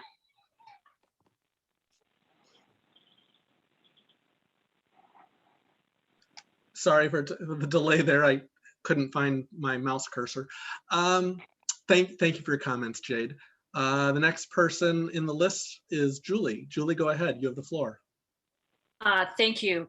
I just wanted to say thank you to everybody who spoke up in response to my question. I do have to say that, and a lot of it was a good refresher for me. I do have to say that I understand that pilots are self-regulating for safety, as Mr. Opitz pointed out, and as Ms. Hofeld pointed out, there are insurance requirements that keep certain aircraft from landing under certain conditions. This gets back to, I just want to expand it slightly. This gets back to something that I have been thinking about since the first time the draft of Chapter 5 was released. And I started really looking at the tables that listed the advantages and disadvantages. So often what this airport master plan lists as a disadvantage, if you use a different one of the environment of the factors, the three factors that Mead and Hunt set out were going to be used to judge each option, you might actually place what you consider a disadvantage, what is considered in the airport master plan as a disadvantage could be an advantage. And let me explain what I mean by that, because this is this whole explanation of contaminated runways and insurance requirements illustrates what I'm saying. There is a prohibition. There are just safety requirements that keep certain aircraft from landing when the runways are contaminated. But that means for the surrounding communities, a period of peace and quiet, a period when there aren't any jets, when there aren't any noisy planes going overhead, and also it keeps emissions and other pollutants down. So I always find it just a little bit. I understand that the master plan is about the airport, but it is also a plan for how it is going to operate within the community. And my point is that as much as I appreciated everybody speaking up, and I appreciated going over this before. I just think that there are other values that have been brought to this this consideration of alternatives. There's different ways of characterizing what you're characterizing, and I understand the way everybody's characterizing it, but I just want to make sure that people understand that most people in the community don't consider it an advantage to make sure that lots of private jets and planes can land on rainy days, because they really like those peaceful days. Thank you. Thank you for your comments. Next up is Cynthia Richardson. Cynthia, you have the floor. Thank you, Robert. So talking about a potential 200-foot extension to the west, I recall, I think it was the December Airport Commission, maybe it was January, where David Lorman, member of the Airport Commission, had actual flight tracks from some device he had in his airplane, and they were all looking at it on the screen. And the flight tracks, and I think it was Mr. Opitz who wonderfully pointed out the reality of what it's like to live west of the airport. Because while you may have the pattern altitude, the elevations to the west are higher than the 928 mean sea level. They can go up to 1150, I think, elevation out here. And so right now, with a 4,000-foot runway to the west, I recall in that meeting, it was stated that IFRs come in 450 feet over the roofs of Bridal Ridge subdivision homes in the town of Springfield. And so while we sit here and banter about, well, 200 feet may or may not be much or something, I think it is to those citizens, because I don't know how much lower it will be, but it will be less than 450 feet. And I think 450 feet, first of all, I know there's dispute about when the exception to takeoff and landing kicks in for minimum safe altitudes of 1,000 feet over congested areas. But 450 feet, I mean, that's really, I think 200 feet is significant if you extend to the west. And I do want to bring up, I echo what Julie said, the risk to the people on the ground. It's all called third-party risk. In fact, Mead and Hunt did one of the first analyses, I think in 2010, about that. And nobody ever talks about the risk to people on the ground, because when it is snowing and raining and icy, we do like to have the peace and quiet. You know, you're outside shoveling your driveway. You don't want planes with lead emissions flying low over your head. So I guess I would just ask that people keep the well-being and the values and the people who live here in consideration, the health and safety. And I would also like to point out that the Reed Hillview Airport in Santa Clara County, California, is in fact, they voted in 2018, December, to not take any more FAA AIP money. They're going to let it run out, and they are going to close that general aviation airport because the lead emissions are making people sick around that airport. So that's where we're heading with more. So I hope we don't go there. Thank you. Okay, thank you. The next person up I see is Rich Morey. Rich, you have the floor. Oh, and then after Rich, because I just saw it, Mark Opitz has his hand up too. And it'll be Rich Morey, Mark Opitz, and then Mark Warschauer. Thank you. Okay. There will be no lower minimums on the instrument approach for a 200-foot extension, a 500-foot extension, or a 5,000-foot extension. The obstacles are there. The FAA isn't going to allow us to go any lower than the safe minimum altitudes they've determined over those altitudes. So that isn't going to happen. Instrument approach procedures will occur whether it's snowing, raining, or whatever, if the ceiling's high enough. That means about a 500-foot to 600-foot ceiling at our place, Middleton Municipal Airport, Maury Field. And if you're talking about lead emissions, and I know we've talked about this before, you'd much rather have the jet go over. That doesn't burn anything that has lead in it. Anyway, those are my points. There's a lot of people out here that are either willfully ignorant or they just don't understand the process. And by the couple of years that we've spent on this, we should have a better understanding of what's going on. Okay, thanks for your comments. Next up is Mark Opitz. Go ahead. And I appreciated Rich's comments about the IFRs. That was more technical than I was going to go. I was going to say it in more general terms, that there's no correlation between 200 feet lengthening and a 400-foot clearance over a house. I think the way the speaker mentioned it, it sort of implied that if the runway were extended, that planes might be 200 feet lower. And in case anybody had that impression, I just wanted to make it clear that Rich, actually, the technical response he gave said it well, that the 200-foot, potential 200-foot extension to the runway does not result in a lower altitude over people's houses. So I'm glad you said that, Rich. Thank you. And then the other thing I think I had was, I also want to say a statement was made earlier that makes me uncomfortable, and I feel the need to point it out. There was a statement, I think, Rich, you made it, that there wouldn't be an increase in flights, or somebody made the statement.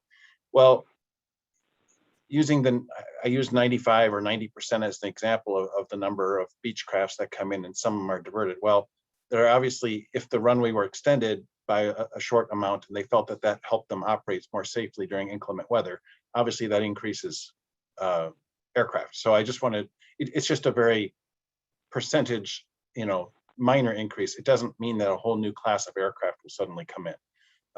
So I just wanted to clarify that I don't want the takeaway here being that the city's position is that an extension of the runway won't lead to an increase in air traffic. I didn't want that to be the takeaway. So thank you. Okay, thank you, Mark. Rich, you still have your hand up? Is that, I'll give you back the floor if you want it. Just as, I will agree with Mark on a very, very small percentage, but frankly, a 4,000 foot runway versus a 4,200 foot runway, the go, no go decision is pretty much going to be the same. Speaking as a professional pilot. Okay, thank you for those comments. We'll move on then to Mark Warschauer. Mark, you have the floor. Yeah, can I suggest that we get on with the discussion by the individual members? I mean, hypothetically, all of us could say no build, and a lot of this discussion could be averted. But we could be talking about this until midnight, and I personally have to leave here in about 45 minutes. So thank you for that, Mark. And I certainly hope we're not here till midnight. So thank you. Cynthia, your hand is up. You have the floor. Thank you. I just want to say, please, let's stay respectful to one another and not start calling other people ignorant or whatever the inference was. Benzene is in Jet A fuel and it is carcinogenic. So it's not that we're stupid. We were focused on lead emissions. We could certainly veer off, and I don't recommend it, to the carcinogenic and other things in Jet A fuel. So please, the well-being of the citizens who live here, as opposed to those who don't live in the area and profit off the airport, I think we need to think about the values that the city says that they have about well-being and health, safety, and welfare of the people on the ground. Thank you. Thank you, Cynthia. And that's good advice for everyone, right? We always want to remember to be respectful in our statements. So thank you. Mark, sorry, you took your hand down. Are there any further comments before we actually get to the evaluation of, or our, have our chance to basically say how we evaluate each of these various alternatives? Yeah, I have a question for Mead and Hunt and for Rich. We have the ATC towers that are west, and they're within, I believe, 2 miles. And I think there's something about a height ordinance that he has that it goes out 3 miles. But the question would be, if there's any kind of extension beyond the no build, and I don't know what kind of slope angle you have coming in from that direction, but would any extension create that kind of problem because there may be a different slope angle? I guess 40-1 was mentioned, and I've also seen where 34-1, I think this came from Mead and Hunt a while back, could be a problem. I think it was with the 5,000 foot runway though. So I didn't know if the ATC towers play a role in any decisions that we'll be making on extensions? Well, Bob, if I'm just going to jump Sorry, in. That's what I Richard, stated earlier. let me call on you first, but I'm sorry. I just want to say, I just want to, before I let Rich speak, I just want to say that was discussed just a moment ago that horizontal extension does not correlate to vertical height of planes. That's what I just heard, and that's what I recall from past chapters as well. With that being said, Rich, I'll call on you. Yep, you get it exactly right, Robert. That was my point. Extending a runway does not get us any lower because of the existing height limitations that are there. Okay, thank you for that. Great. Any other comments or questions before we move on to the evaluation part of Chapter 5, Alternatives Evaluation? Hearing none. Again, Mead and Hunt kindly provided us with worksheets that we could use to help us with our own internal reviews. But we can use them or not use them, but what we're going to do in a moment, and I do see 2 hands just went up, so I'll call on them in a moment. What we'll do in a moment is go through and do our kind of round robin of what alternatives or no build condition do we want for the primary runway, the crosswind runway, the hangar situation, and then also I believe we'll want to do one for left turn versus right turn paths, I guess, or flight patterns. But before we get to the evaluation, the 2 hands I see in the order that I saw them was Julie and then Cynthia. Julie, go ahead. You have the floor. Okay, sorry, I put mine up just as you were saying. Anybody else want to have anything? And then you said, seeing none, and it was just, I'm sorry, I just could not get my finger on that raised hand fast enough. I do apologize. Julie, and that's why I call on you. And my goal here is not to I know. cut anybody off. No, I know. I do want to try to move us in a direction. So go ahead. This is a very quick question and I'm asking it because it may impact what I'm turning over in my mind for the discussion of for our straw vote on the alternatives. Page 2 of draft chapter 5, the alternative analysis states that the city has stated its intent to obtain further feedback from the public as part of an independent community survey. Does this mean that I'm not understanding what that language actually means. By community and public, does the plan mean that residents of the citizen of Middleton are going to be part of a community survey?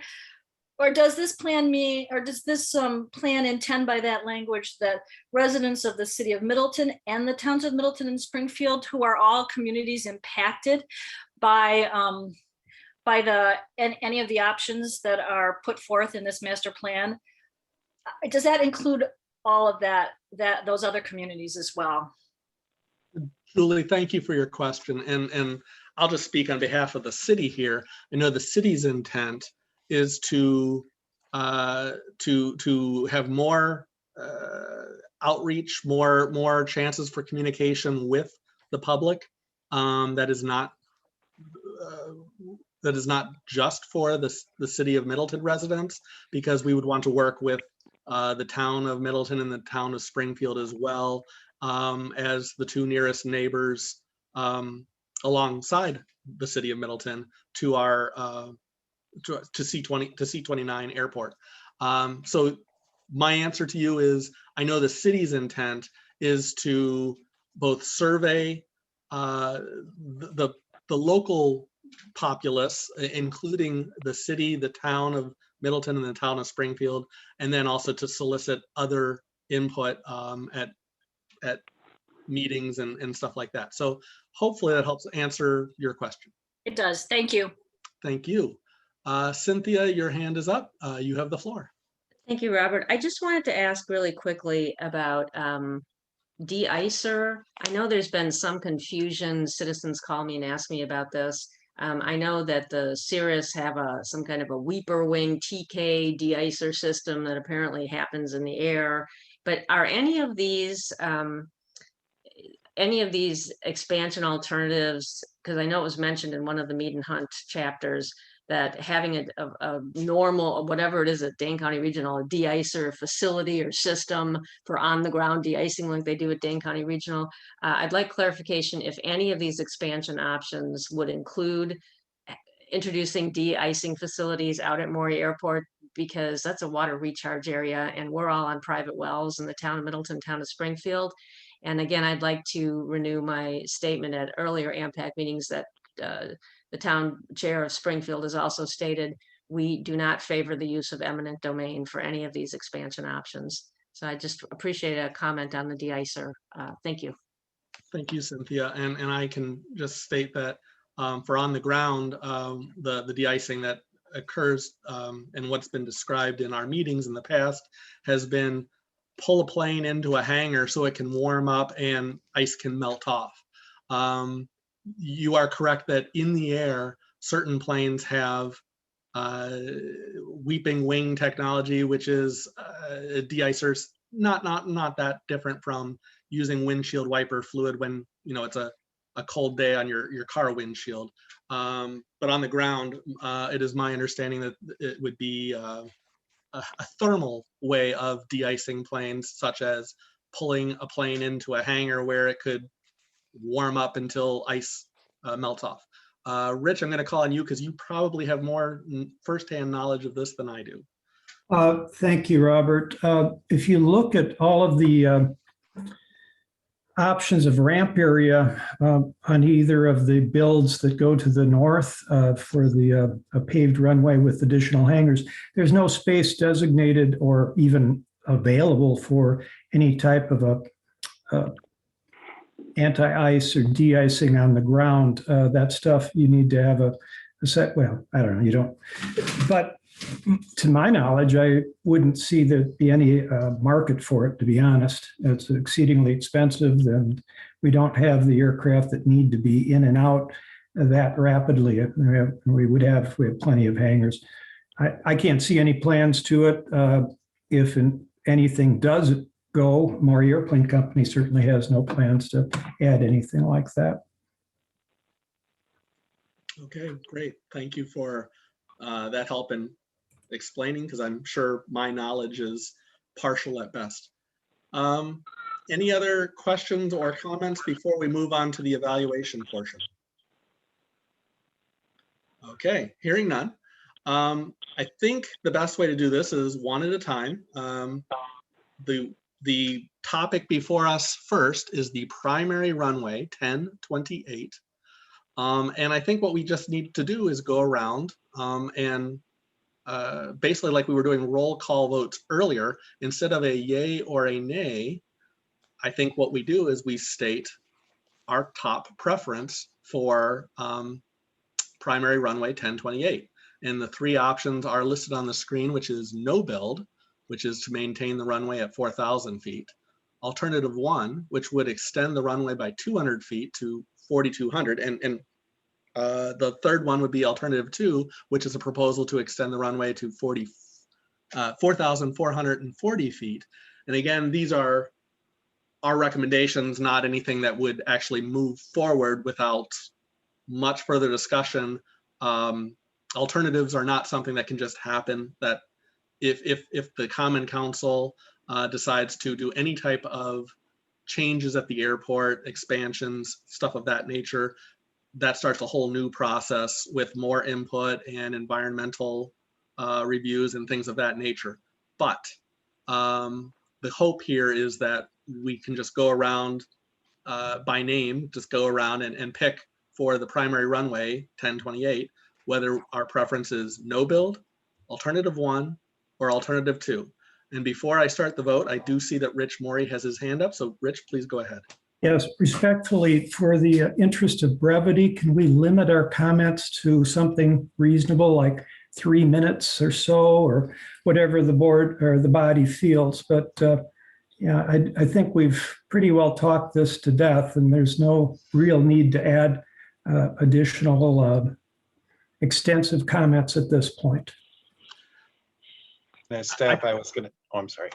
Sorry, I think it's wise. I guess I would even hope that many of us or most of us would choose to say our preference, and that would be what we say, and we move on to the next person. However, I would say that if somebody chooses to say more, we should restrict that to a reasonable period of time. And 3 seems like a lot, but why don't we say 3 max? And if you can do less or no comment, that would be greatly appreciated by all, I'm sure. And all I was going to say is I actually thought we had started this earlier because Mr. Bartholomew had actually specifically spoken to the alternatives and said no build. So I already have captured his sentiments. Well, I do have something else to say on that though, Mark. Oh, okay. Why don't we go around by name and make our vote? And if you have a comment to make it at the time of your vote, but please understand that other of us are waiting to make our vote too, and we all want to get on the record as well. So, be judicious in your use of comments. Robert, Dan Grays and I'm back. So. Oh, wonderful. Wonderful. So, did you hear that we're just now starting the, I've been here about 10 minutes now. So okay. So you understand right. The process. Yep. Thank you so much. And it's welcome back. Thanks. Okay, so why don't we just go through the list of names? And like I said, the goal here is to state your preference, no build, alternative 1 or alternative 2.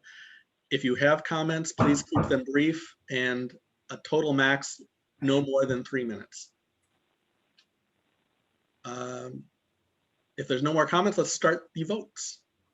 Or so I'll call on people. Is that what you want me to do? Okay. Thank so you, Bob, you had made some remarks earlier and you said you wanted to add something. Yeah, you're correct that I had stated my position. I would just want to add that any extension is going to make what has been an unsatisfactory situation much worse. And it has gotten much worse than the last few years. Those who live west of the airport can testify to that. And I noticed also more overflights. So I certainly am not interested in more aircraft and all the negative effects that come with that. That's it.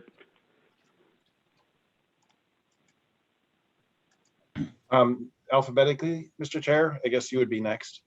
Oh, well, that's scary. Okay, I would vote for no build alternative. Dan? This is the town of Springfield, so this would be no build from the town board. And this is again on the primary runway, right, Mr. Chair? Isn't that what we're doing? Correct. We are only looking at the, yes, thank you all. We're only talking about the primary runway. We'll all have a chance to do the same thing for the crosswind runway, hangars, and left turn versus right turn. So Ray is next. Okay, please, thank you. Ray Fay. Mike Frank, you're next. Thanks, Mark. I'll keep this brief. I've been relatively quiet through this process, but as the representative of the chamber, I feel it's important for us to state that we view the airport as a valuable asset to our city and an economic engine that both directly and indirectly impacts our chamber members, not to mention the numerous non-member area businesses that utilize the operations at the airport. We would support the extension of this runway up to 4,440 feet. Providing for safer operations for current users within the confines of the airport property, understanding that this extension still does not meet the recommendations for aircraft weighing over the 12,500 pounds. But I would add that we do believe that the no build and extension of 200 feet are also viable options, but we would support the extension up to 4,440.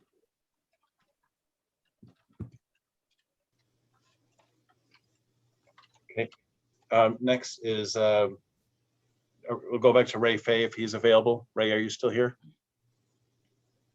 Okay, Jade Hofeld.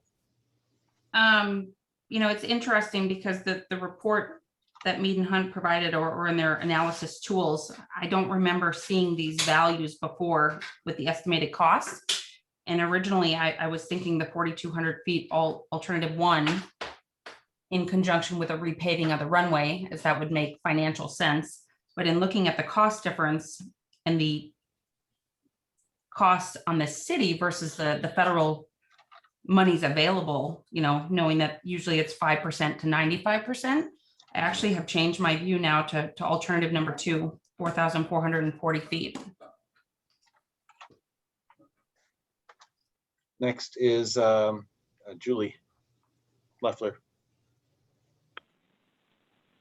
As the citizen representative for the town of Springfield, I feel that I am expressing what has been expressed to me so many times that I just can't even begin to say it yet again. I would vote for the no build. Thank you. Rich Morey. I'm echoing Jade's sentiment on this. For very little additional money, we get a couple more feet. I'd go with the 4,440. Kevin Munson, have you joined the meeting? Kevin's not available tonight. Deanna Porter, MADC.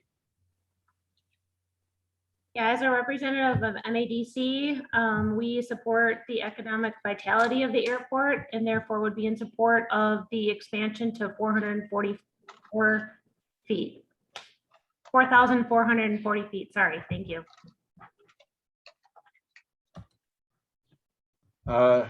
Next is Cynthia Richardson. No build.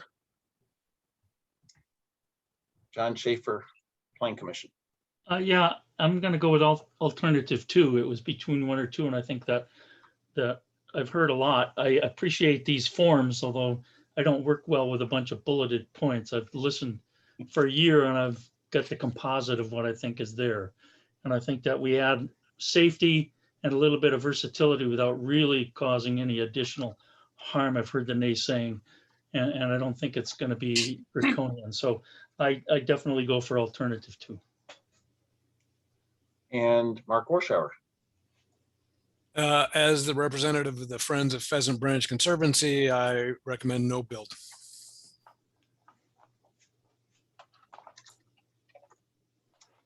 And so last, we'll come back to Ray Fay. Ray, are you, I don't see him anymore, so I assume that it's not an audio problem. He's just not, let me see if he's here.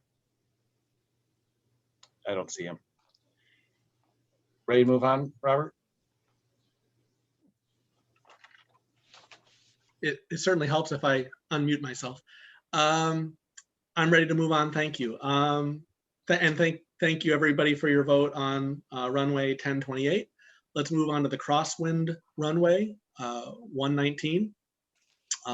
Same basic idea, except the options available here is no build, which is maintaining the turf runway at 1,800 feet.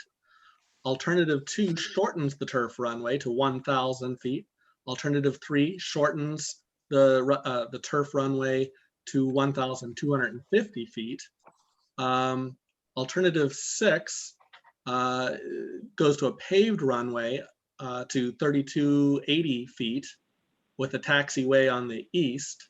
And alternative 7 is similar. It's paving the runway to 3,200 feet, I believe. 3,280, sorry, with a taxiway on the west. So those are our options: is no build, alternative 2, 3, 6, or 7. And again, please tell us your vote, and then if you have a short comment, you can add it at that time. Can we mix it up and go backwards? Or do you want to just do it? Can I just ask a question? Cynthia, go ahead, please. Do any of these address the 79% of the runway protection zone on runway 01 going over Airport Road to the south? I believe alternatives 2 and 3 Correct. Both address that to some extent. Actually, I think it was entirely, but I defer to Greg Stern, who has that all memorized. Yeah, alternatives 2, Well, so yeah, I believe 2, 3, 6, and 7 all move the RPZ onto airport property. That's my recollection too. Yeah. I can So look it the- up quickly if you'd like, but No, you are correct. Yeah. You're right. It was alternative 1, which shortened the runway but did not move the runway protection zone all the way onto airport property. So you are correct. Alternatives 2, 3, 6, and 7 all move the runway protection zone north away from Airport Road. Yes. Okay, thank you for that clarification. And Cynthia, thank you for your question. so do you want me to do them in reverse order? Sure, I think that's fair. So Mark Warschauer, I recommend alternative 3, shorten the runway by 550 feet to 1,250 feet. okay, John Schaefer, Yeah, it's a toss up between 6 and 7 for me because I heard so many concerns and fears about the east-west runway and the ways in which a decent north-south runway could alleviate so many problems that while it introduces its own problems, I still think it's a viable option, as I preferably went for taxiways to the west for noise issues, but that's my feeling. I think we should look strongly at expanding north-south runway. Cynthia Richardson, I guess based on what I've heard, alternative 2. thank you. Deanna Porter, Sorry, I'm just getting myself off mute here. I think what's disappointing to me is that I haven't really seen an alternative here that I strongly support and agree with. I think looking at a north-south extension is viable, but however, none of those extensions and expansions really reach that 5,000 threshold that is desirable for insurance purposes. Therefore, I support a no build alternative.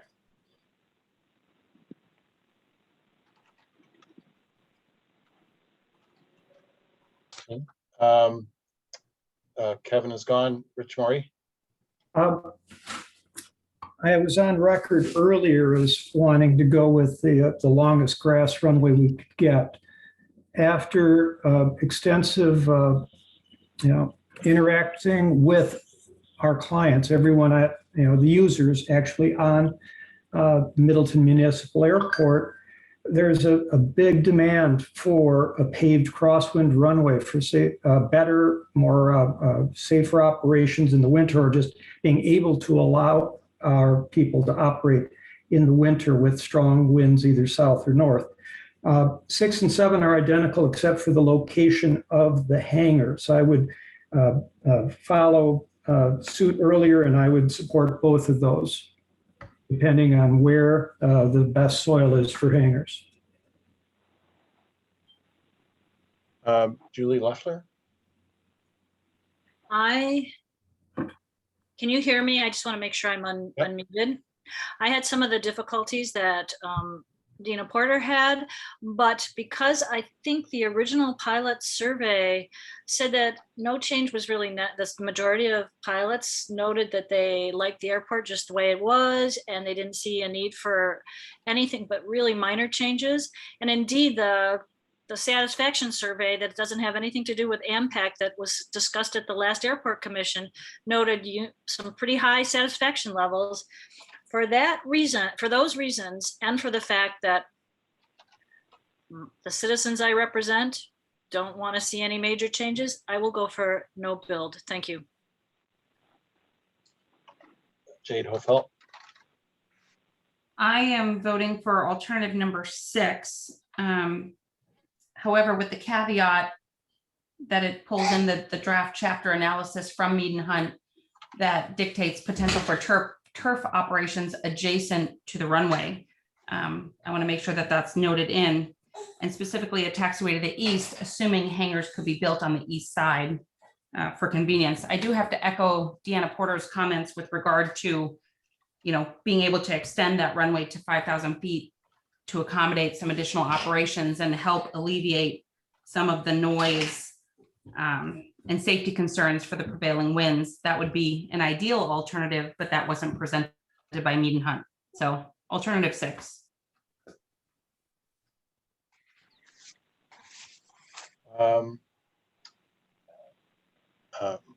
Mike Frank, sorry. No build. Ray Fay, are you here? He's absent. Dan Drayson. We'd probably go with alternate 3 or 2. Robert Burke. I would vote for alternative 6 or possibly 7 because I think they're very similar. And the reason I would go for those is I truly believe it could actually reduce some of the noise issues that we've heard about for the past 2 years in this project, would be to predominantly, or at least take a large portion of the east-west traffic and try to move it to a north-south pattern. So I would say alternative 6 is my preference, with the caveat that was mentioned earlier that I would, tied to that, I would want it to ideally leave have the ability to have a grass runway adjacent to it, even if it's similar to the grass runway that's currently being used for the east-west runway currently. So that's my vote. Thank you. And Bob Bartholomew. Alternative 2. That's it. Thank you. Okay, thank you all on that. Let's move on to the hangar situation, hangar development. And it's the same strategy, I guess I would say. Your options are no build, alternative 1B, which was on airport development on the east. Alternative 2 is off airport development, more on the east side. And alternative 3 was off airport development to the north. And with those 3 options, why don't we go through the list again and please make your preference known. We'll start in the middle. How about Julie Loeffler? No build. Rich Maury? I'd go with alternate 2. And I know it's out of order, but I would also, I am in support of a grass runway for whatever north-south runway orientation. I didn't mention that. Sorry. I'll put that with your previous comment. Thank you. Deanna Porter? Yeah, so I feel like this is kind of a trick bag because if I'm not supporting the extension of the north-south runway, then I'm automatically not voting for 2 of the alternatives. But also with alternative 2, I feel like I would support the addition of the 7 hangars because I'm in full support of additional hangars. I think it's a great revenue source for the airport and the city, but I don't feel like we've been given a great alternative. And I feel like you can't really put hangars over a creek. That doesn't make sense.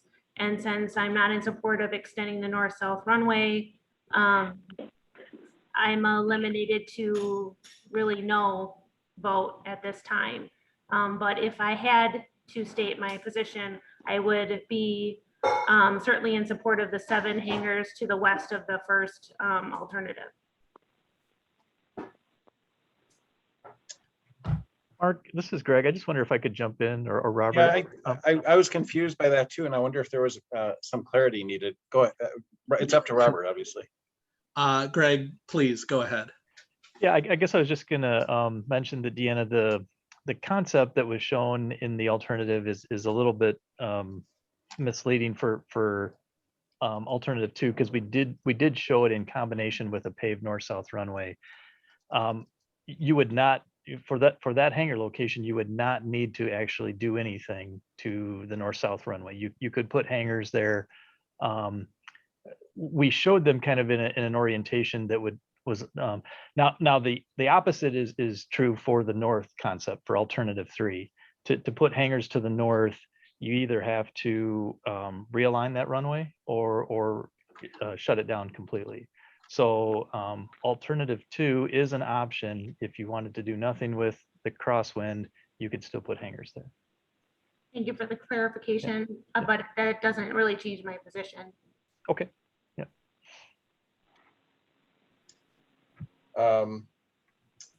So no build is what you said, right? With the footnote that you would support 7 hangars. Okay. Cynthia Richardson. So can I just clarify that off airport in alternative 2 and alternative 3 means use of eminent domain potentially to condemn private property? Or, well, there could also be a willing seller scenario. Your position on eminent domain is very clear. We understand that. Okay, but I just it want to doesn't make sure mean- that I'm understanding the words off airport correctly. Okay, Off airport means it's not currently part of the airport. got it. So I'm no build. John Schaefer. Yeah, I guess I'm tossed up because it depends what happens with the runways as to what you do with the hangars. I'm not against building new hangars at all, but to try to make a choice as to where you would put them if we don't even know what we're going to do with runways gets problematic. So I guess I would default to alternative 2, simply saying, I think we should have more hangars, but where they go, please put in a footnote, is all dependent on what happens with all the rest of this stuff. Mark Warschauer. I'd recommend a no build. My major concern is for the stormwater management issues. If those could be resolved, I'd suggest alternative 1B, but I'd prefer not 700 by 100 hangars. I'd prefer smaller hangars to accommodate more airplanes. Perhaps T hangars might be an alternative.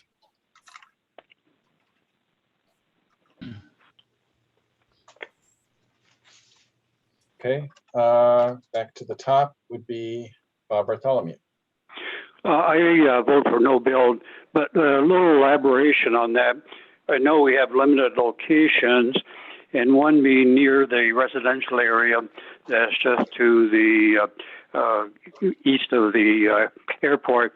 That's really close to the residential development. I think it's 400 to 500 feet, and that's a prime example of incompatible land use. And of course, then there's a question, more hangars, maybe more planes, and then there are consequent negative effects. And also the impervious surface. Surfaces increase, which of course has the runoff problems. We get more noise, more pollution. So if we had more opportunities, say the Peggy Klein or whatever, but since we don't, I think we should go with no build. Robert Burke. Build alternative 2. Dan Driesen. Due to the soil conditions in the water, we have to go with the no build.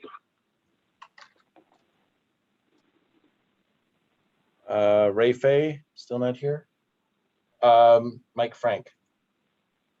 I think acknowledging the demand of hangar space, we are in support of development of hangars at C29. The only option that seems to have minimal impact would be the 7 hangars on the east. So alt 1B.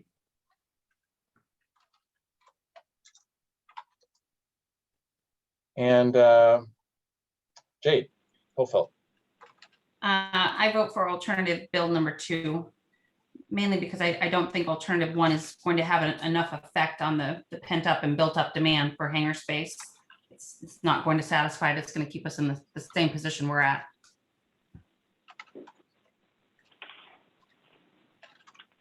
That's it. I got everybody. Okay, and I think we should have one last go around to talk specifically about left turn versus right turn flight patterns.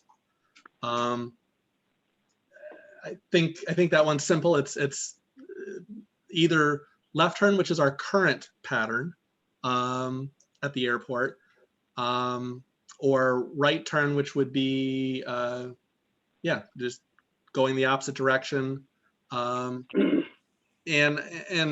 I see actually, before we go to this vote, I see Mayor Gurdeep Brar has his hand up. I'm going to call on Gurdeep because he is an ex officio member of every committee, including this one. So Gurdeep, go ahead and you have the floor.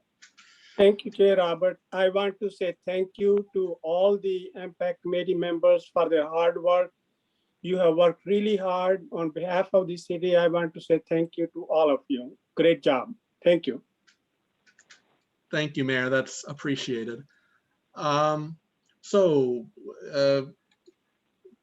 Again, if there's no questions about this, you have kind of an either or choice this last round, which is left turn pattern, which is the current pattern at Maury Airport C29, or right turn pattern, which would be the, changing it to the opposite direction when people are taking off or landing or flying the pattern.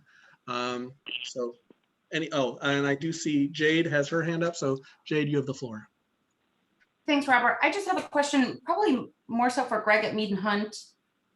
Maybe he can address this, but I saw the chart that was sent, which is helpful to see what other airports within the state have right hand or non-standard patterns. I was just curious if it's commonplace if you have a right hand turn on runway 28, if there would then be right hand traffic on the opposite runway 10, or if you could still maintain your left hand traffic on 10. Greg, does that make sense? Do you have any idea? Yeah, it does. And I think Rich has given me a lot of good information on this subject. And I think even some of the pilots at the virtual open house commented on that if the winds are sort of ambiguous and somebody interprets them one way and you have a right hand turn for one end of the runway and a left hand turn for the opposite, what that could potentially do is introduce conflicting airspace operations. And so I think what Rich has been of the opinion is that if you're going to go to a left hand pattern, you should do it a right hand pattern, a non-standard right hand pattern. Everything is left turn now. I think Rich is of the opinion that everything should be right. You don't try to do a mix. Now, in some of the other places, I think you do see it, but I think sometimes you see it at a towered airport where there's maybe a little bit more control. So I guess those are considerations, I guess, that I have come across. I don't know if Rich or others maybe from the pilot community might be able to answer that. Yeah, and I was curious about that, Greg, because if we change to a right hand pattern for 28, knowing that is the predominant runway, if you will, currently with 2810, but then we maintain a right hand pattern on 10, we're still going to be heading over the same neighborhoods on the right hand pattern on 10 as we are the current left hand pattern on 28. So I don't know that we're accomplishing enough to outweigh the risks of changing that pattern. That's why I really wanted to kind of get your input on that opinion. Yep. No, I mean, I think that's, if that's the thought, is that if you go to right, you're still going to be making right turns and you're still going to be traveling. But yeah, I think we talked, more operations are to the west, because the winds favor that. So you might be lessening it somewhat, but you're right. You would still have operations turning over those residential areas to the south. Okay. Jade, thank you for the question. And just so I guess to clarify, and that helps me clarify what I'm throwing out to all of you.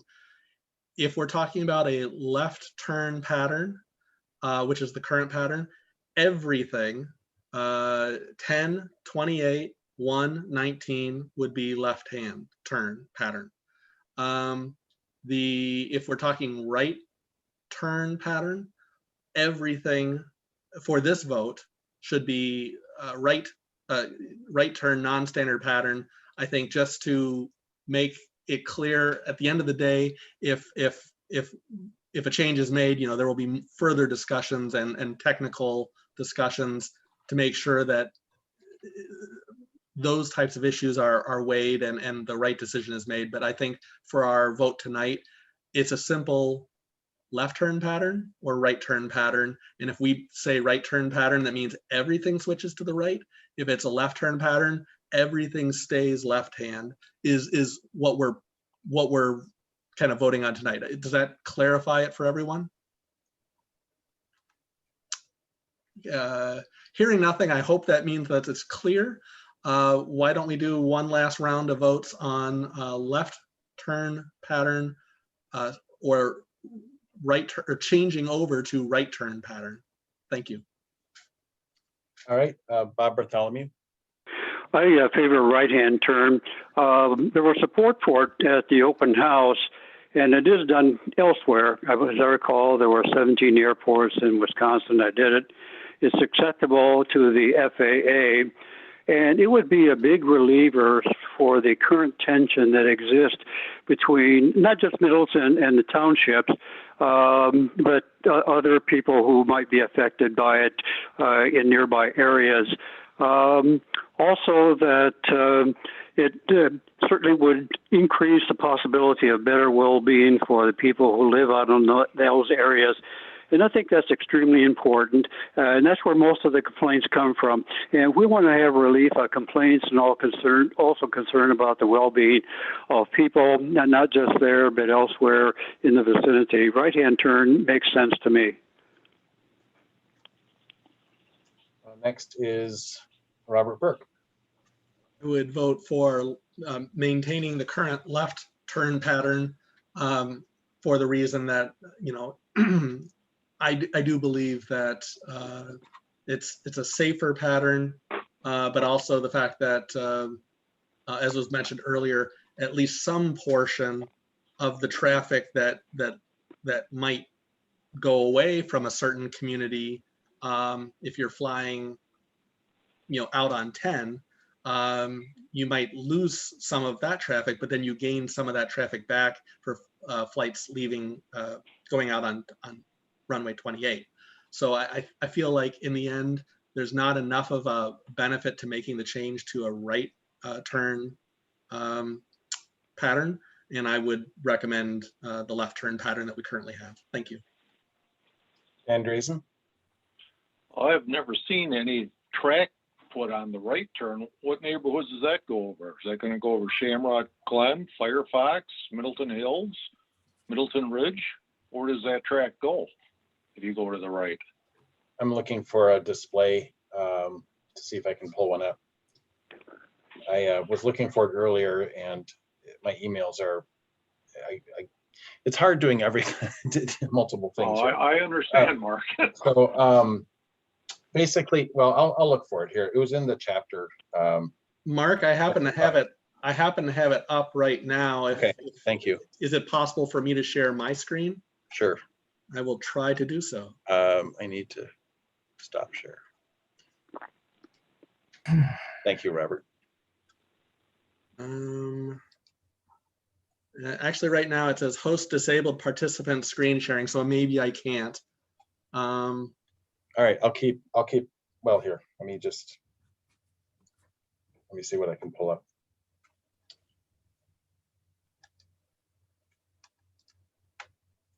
I'm having problems with my browser for some reason. Oh, now it's loading. Because that's what I've had several things tagged to show today if I needed to, and for some reason everything is gummed up. It still is gummed up. Mark, I have it at the ready here if I could try. Yeah, but I think I'm having a problem with the screen share. I think it's a setting from the open house. Well, no, wait, the open house was, let me just see here. No, here we go. Well, I could try again. How about that? Oh, yeah. Good. Yay, thank you. Is that visible? Okay.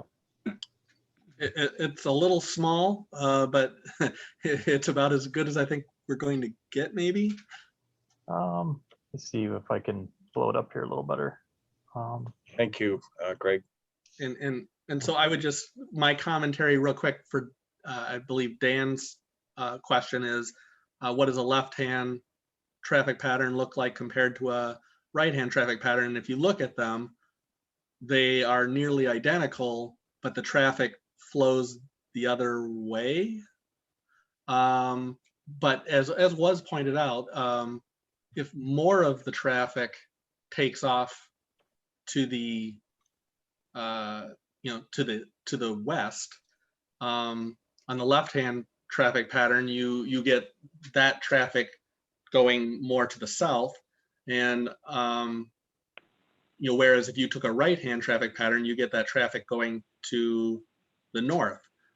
Conversely, though, if the traffic is flying out going to the east, for instance, then the pattern, even if you switch to the right-hand traffic pattern, you're still flying to the south, and a lesser proportion of people are flying to the north. So I think if you look at these two pictures, you kind of see that the pictures are basically similar. It's just the arrow directions change. So that's my commentary. I'm going to call on Rich Morey and then Mark Warschauer because I see both hands up. Yeah, thank you, Robert. And as I pointed out the last time, on the right-hand traffic pattern going to the east, it is, you have it illustrated going a lot further to the west than it would do. The cut-in would be about the same as is on to the north for the runway 28. So that'll put it right over the top of residential areas. Currently, we go off at about a 300-degree heading and go out to, you can just reverse it. That is to keep it over undeveloped property. Right now, we get to pattern altitude, we turn. That's way wide for a normal base and final, and you're just not going to be seeing people do that. So if you go with the right-hand traffic pattern off of runway 10, you're climbing up over the highway to the south, which, okay, we climb up to the highway to the north. When we first take off, we'll turn west. We'll still be climbing. I'll be over the industrial park and some residential. And then we're going to be tracking in and doing our throttle back and turn on to what we call base, to be a north heading. Again, about even where, if you look to where the runway turn to the right off of 28 would be, that's about where we'd be turning in. That's just the way to fly that pattern. You're not going to see people extending it way out in order to do that. That is so far contrary to normal operating procedures, you just can't expect people to do it. Okay, thank you, Rich. The next person's hand up is Mark Warschauer. Yeah, I'm sorry, I've got to leave, so I wanted to butt in here, but I'd suggest that we leave it as is, both left-hand turns as standard. I think non-standard patterns increase opportunity for accidents, especially for itinerant pilots. They're not all on top of their game. The change, if we were to change, is still not going to have any impact on the localizer or GPS approaches from the west or east in particular, and those are the ones that the neighbors are concerned about, of the aircraft flying in low. And again, as you suggested, that changes in the pattern for only one runway would invite disaster. So I apologize, I have to leave right now, but I just wanted to get my 2 cents in before I left. And thank you for your vote, Mark, and thank you for all of your help here over the last year plus probably. So yep. Thank you. All right, thanks. Bye. Bye. I think that's the last hand I see up now. So why don't we go back to Dan Drayson, who I believe is the next person in the queue. Well, that was my question, was on the track of the turn to the right. So I'd have to have an email sent to me to see it, because I'm not on Zoom. Mark, I don't know if that's possible for you. Yeah. I apologize. I mean, what I can tell you is that the track turns at, I lost the screen. Oh, while you're looking for the screen, because I still see it on the screen. Right, I just minimized the wrong window. Now I can't find my Zoom. Okay, well, I found it. Oh, I'll let you talk. So what I was going to say, Dan, is that the takeoff would bring it up over Schneider Road, and what this shows is that over that farm, is that a Wagner farm at Church Road? At the first big farm that's there at the corner of Church and Schneider? On Church and Snyder, that would Yeah. be the Wagner farm. Yeah, so it basically shows the planes would start heading east at that point as they approach it. In other words, they wouldn't go north of the Wagner farm. And this is just a conceptual approach. There's, every plane has different performance, et cetera, but the general concept would be that it wouldn't go as far north as Highway K, if that's what you're asking. Okay. So, but when it comes around, would it be going over like Shamrock Glen and Firefox? Do you know? No, it's They're showing, coming around to it's do showing their the concept. touchdowns and- Sorry, it shows it as coming in roughly over the Parmenter and Highway 12 corridors. Okay. So chances are you would be touching on Firefox at least, and then Middleton Ridge. If I'm thinking right here. But planes that take off to the east now with the left pattern go over those same areas. It would just be, they would be descending at that point. They wouldn't be throttled up. They would be, they'd be throttled back because they're descending. The aircraft would be descending. So it wouldn't be as, most of the noise complaints come from planes that are climbing. Okay. And so does that make sense? I would just probably say I'd have no comment then on either one. Right or left. Okay. So no opinion. Mike Frank? Yeah, I have a hard time with this one. We would support the adoption of a non-standard right-hand pattern to get traffic away from residential. But again, I respectfully defer to the commission to ultimately decide on the safety issues. So. Did you say we would support or would not? Yeah, right-hand, yes, right-hand, Okay. right-hand pattern. All right, thank you. Jade, Phil. Yeah, the right-hand pattern, as some of you probably recall, is an issue that I had brought up to explore because I thought it was important to explore that option and find an alternate way to reduce noise for the neighbors. At the end of the day, all of the pilots, at least that I know and that fly with us, want to be respectful of the neighbors and find ways to, fly quieter for them and follow our noise abatement procedures. But that being said, even when we do that, we're still getting harassed and defamed and noise complaints made for people that are doing everything perfectly. So I don't know that we can win this battle when we're shifting noise from one neighborhood to the next neighborhood with folks, basically saying, yes, that's okay, but not in my backyard. Make noise to the north, not to the south, or to the south, not to the north, depending on where your neighborhood is. So while I was originally in favor and would like to see a right-hand traffic pattern, now being educated on all patterns being right-hand, I don't know that the safety factor is worth risking with potential change in pattern for not that much change in noise.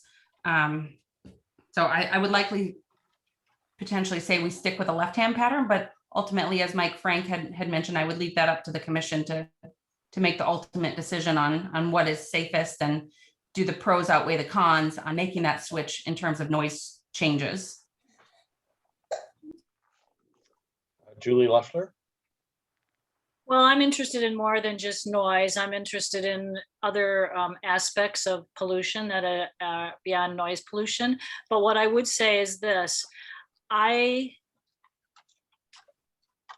would like to respectfully ask that people think about rural people in Springfield as having, and I know people have tried to do this. I'm not sure this is going to be useful for people in Springfield to have a right turn. I'm like Dan, I have some reservations about taking something off to the right, even though I know it'll turn, I took in everything that was spoken about earlier when Jade started raising questions. I think no matter which way you turn, you're going to impact a group of people and people aren't going to be happy. So I would just say keep with the existing left-hand turn pattern because that is the standard one from what I understand everyone has to say. I would like to make a request though, before you go on to the next person, if I may. I just want to ask for a tally. Sure. I just want to ask for a tally at the end of this discussion.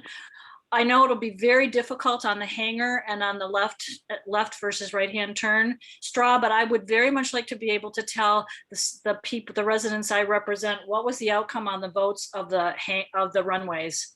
So if Mark could just give a quick summary at the end of this, I would greatly appreciate it. I know he's keeping a tally, right? He is keeping a tally. Yes, and I'm so busy listening that I really haven't, I've been trying to listen and I just want to know the final tallies. Is that okay? I think it's doable. You'll miss some of the nuance of a few people had said, well, this, but with this change or whatever. But especially for the second runway, but for the first runway, I thought it was pretty straightforward. And so, yeah, we'll miss a little nuance, but I'd still very much like to hear the best we can get in terms of a tally for the first two straw votes. Okay, I think that might be doable. I think just rough look through the tally sheet and understand it generally. Were there more votes for this or this or this? Thank you. Also take this opportunity to mention that what I was envisioning, Robert, was that the minutes of this meeting would be approved by either the airport commission or the council. We haven't talked about that yet, but I just, sure. So I don't know how else to handle that.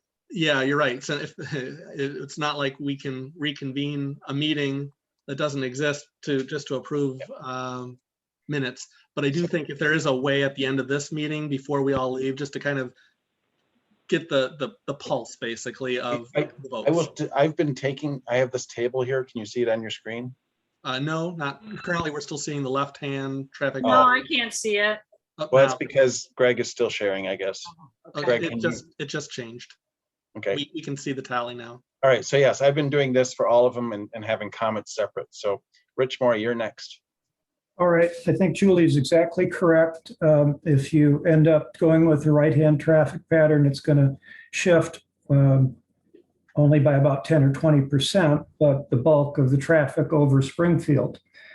I'm on record as saying that right-hand traffic patterns, especially at an airport that only has one runway that's paved and usable for a variety or most of the aircraft, is a dangerous situation. I would vote strongly to maintain the left-hand traffic pattern. The only thing a right-hand traffic pattern would do is shift the bulk of shift a fair bit of the traffic still over the town of Middleton and the actually most prolific noise complainer lives south of the airport, not west. So you're going to see actually more aircraft and probably lower aircraft over that location if we go with the right-hand traffic pattern, but it would move things a little bit further east. And that would be the only benefit to the people that live along Bridle Ridge and in those areas. So I would definitely in favor of a left-hand traffic pattern. Deanna Porter. I am supportive of maintaining the current left-hand turn just based on safety and the fact that this is a training airport.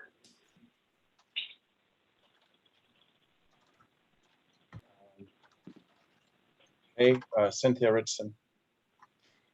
So this has all been very interesting conversation, especially from people who do not live either in the Middleton area or under a flight path, because they have no idea what it is like to live here.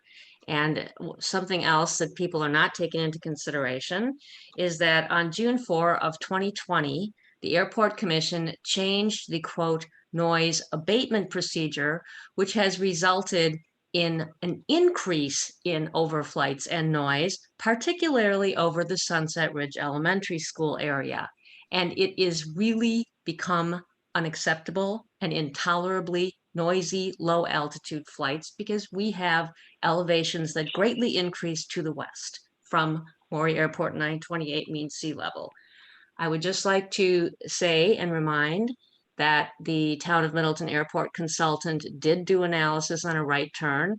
And frankly, that is why I recommended at the beginning of this meeting to consider either relocating this airport from this very densely residential populated area with schools and playgrounds and parks and air pollution, lead emissions, noise, safety concerns of people on the ground. So the airport consultant advised that it would go over vacant land, probably not completely, but felt that it would help improve all of the situation for the people living to the west, et cetera. So for that reason, I'm going to believe our airport consultant and vote for a right turn. And I'm going to strongly recommend, especially now with the Airport Commission taking no public input as of the 5/6/21 Airport Commission meeting, that they relook at the noise increase procedure they adopted on 6/4/2020. Thank you. Don Schaefer? Yeah, I guess I'm going to lean to the right turn for several reasons. One is I would like to think that most pilots are smart enough they can turn right as well as left. And while I value Rich's concept to talk about doing a right turn as being extremely dangerous, it tells me I should be worried about pilots for lots of things if they can't just simply shift that. When I look at the populations underneath, the right turn, most of the noise to me is when you're taking off, not when you're landing. And certainly in both right turns, it goes over much less area that is residential. And so I think that, maybe I'm being naive about the safety issues, but I think that in this particular case, taking off to the right, which is the noisy thing, would have much less impact than it's having now. So I go with right turn. And, Mark Warshauer already stated his position, which I had written somewhere here. Oh, leave as is, he said. So that was maintained. Then what I have, anything else, Robert, on this item? No, I think that concludes our voting basically on what each of us feel is our preference. I think we can try to just quickly look through each of these and get a gist for what was overall most voted for or least voted for. But either way, we're not going to consolidate it that way. We're going to send this entire list to both Airport Commission and, more importantly, to the Common Council, so they won't get an arbitrary reduction down to like a single decision, a single preference. They're going to see the preferences of each of the members. Is there, obviously there's an open records issue, but this isn't a vote, as you mentioned. Is there any value in asking Ray Fay and Kevin Munson for their perspectives as like a checkout procedure from the committee? Or would you rather I not do that? I guess I would open it up to the committee to discuss very briefly, but I believe that they've been active members throughout the process, and it would be reasonable and actually preferred to ask both Ray Fay and Kevin Munson to have their chance to vote individually, just as all of us have. Julie, I see your hand up. Do you have a thought on that topic? I do. Can you all hear me? Yes. Okay, so I voted against allowing one of the residents of the city of Middleton to include his comments late because of all the reasons that were stated by other people, which is that they, he knew the dates, he knew when the submissions were due by. He had been working just very hard on this, as have committee members, excuse me. I would like to say that, yes, they knew the dates of this meeting. If they wanted to participate in the straw vote, they could have let everybody know beforehand that they weren't going to be at the meeting and what their opinions were. So for the same reasons that that we all voted, oh, hey, we're not going to allow late submissions. I'm not sure we should allow late submissions from committee members either. I just think that's not a good process. Okay, thank you for your comments, Julie. Cynthia, your hand's up next. Go ahead. Yeah, I don't support having them vote outside of a public meeting. We'll have no opportunity to hear what their reasoning is or their comments. And besides, both Ray Fay and Kevin Munson are airport commission members, so they get to vote again anyway. Okay, thank you for your comments, Cynthia. And I see no other hands up. Well, I'll make a comment on that also. I second what the prior speakers had said. In addition, since we were following strict rules regarding my request for the neighbor that requested consideration, including his comments in the Appendix One, I think we should then follow the same bureaucratic rules here. I think we're following rules but we're discussing what we as a group want to do. Julie, yeah, well, at the same time, if a person isn't there, then how can they vote? Okay. We as a group have a chance to vote who are here. Julie, you still have your hand up. Is there something else you wanted to say? Yes, I just put it back up again. Sure. I would also point out that I presume, or I assume that we were following Robert's Rules of Orders, and I don't know that there is any provision for, let's ask other people who didn't attend the meeting what they thought. I think that is really out of order for Robert's Rules, and I would like to strongly urge again that I do not think that this is a good idea. And I have tried to keep my comments about the processes and procedures that have been used on this committee to the barest minimum, but I find this really upsetting because you are not being fair-handed to and not true to the process that we're supposed to be following. And I know you've made a few exceptions, but this is a pretty big exception, Chair Burke. I just cannot agree with it. I thank you for your comment. I haven't actually made a decision yet. I was opining what I thought we could do, and I was going to open it up to this committee. Well, I'm not sure it should even be open. That was kind of my point, because it's so pretty straightforward, and I will just take myself off. I just cannot agree with this even being considered, because I've never heard of a committee that allows after the fact votes. Sure.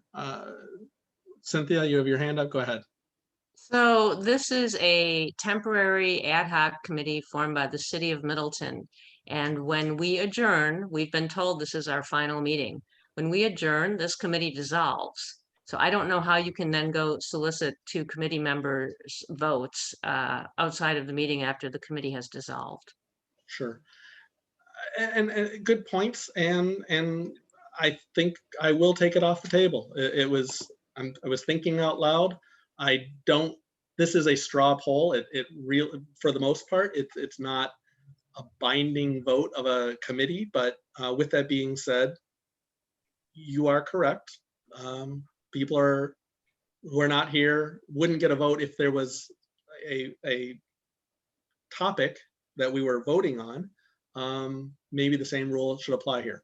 So why don't we just leave it there? And the tallies that we have are what we have. Thank you for your comments. So I scrolled on to the next one, the runway north-south. This is what I captured as comments. Looks like that one's split quite a bit between no build, alternative 2 or 3, and alternative 6 or 7.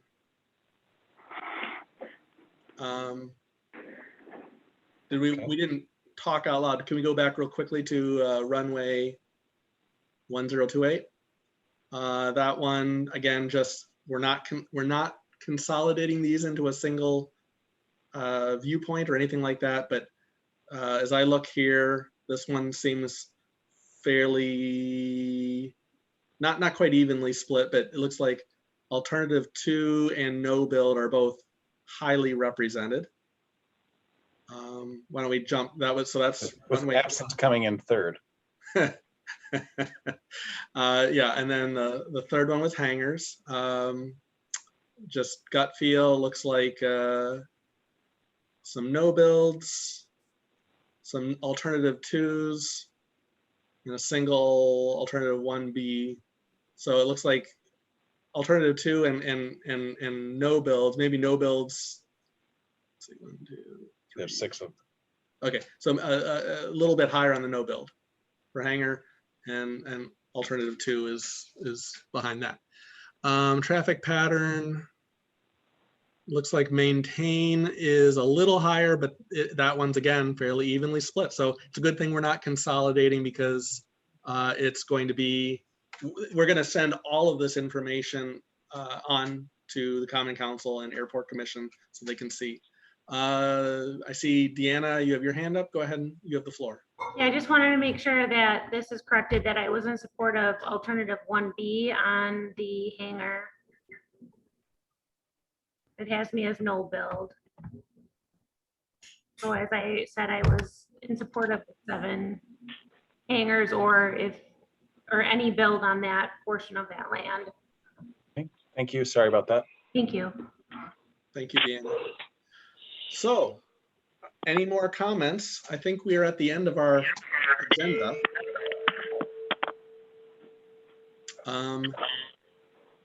Hearing nothing else on this, on alternatives evaluation, I think that I want to thank everybody for their very, very helpful input over a 2-year period for many of us.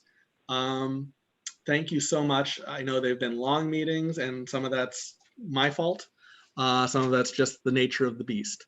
But I want to show my appreciation for all of you and all of the hard work that you've done. I think this has been very valuable, and I think this will be helpful information as this goes on to other commissions and the Common Council. Thank you very much. I think that we've reached adjournment. Would I hear a motion for adjournment? Could I ask one question and then I'll make the motion, Robert? Oh, go ahead, Cynthia. Do you have any idea when, I know the Airport Commission Chair has stated he wants to fast track this, and probably he'll have a special meeting next week to get this done. But do you have any idea when the Common Council is expected to address this and vote? I don't. I believe it would be sometime after the Airport Commission looks at it, because the Common Council would want to weigh in the Airport Commission's expertise as well. So at this time, I don't know when it would come before the Common Council. But there would be a survey, right? You said a survey. Correct. That's one of the things that is planned for, is a survey and more public outreach. Yeah, we had talked, it seems like a long time ago now, but April 11, when we started, and thereafter, that we, Town of Middleton, Town of Springfield, could help the city write the questions, or at least have input on that. Is that still on the table? I believe we would want to have, the input from both the Town of Middleton and the Town of Springfield on, that outreach, that survey. Sorry, go ahead. That has been consistently the discussion among city officials, both elected and staff. That's always been the discussion, is to work collaboratively with our 2 neighbors to the west. We would welcome that. That's my official statement on that. Thank you. I'll make a motion to adjourn at 8:33 p.m. and thank you, everybody. Thank you, Cynthia. Do I hear a second? I guess we all love being together. Schaefer second. I think I heard Schaefer second that. So all those in favor say aye. Aye. Any opposed? The ayes have it. And again, thank you all for your contributions to this whole project. Really appreciate it. Thank you.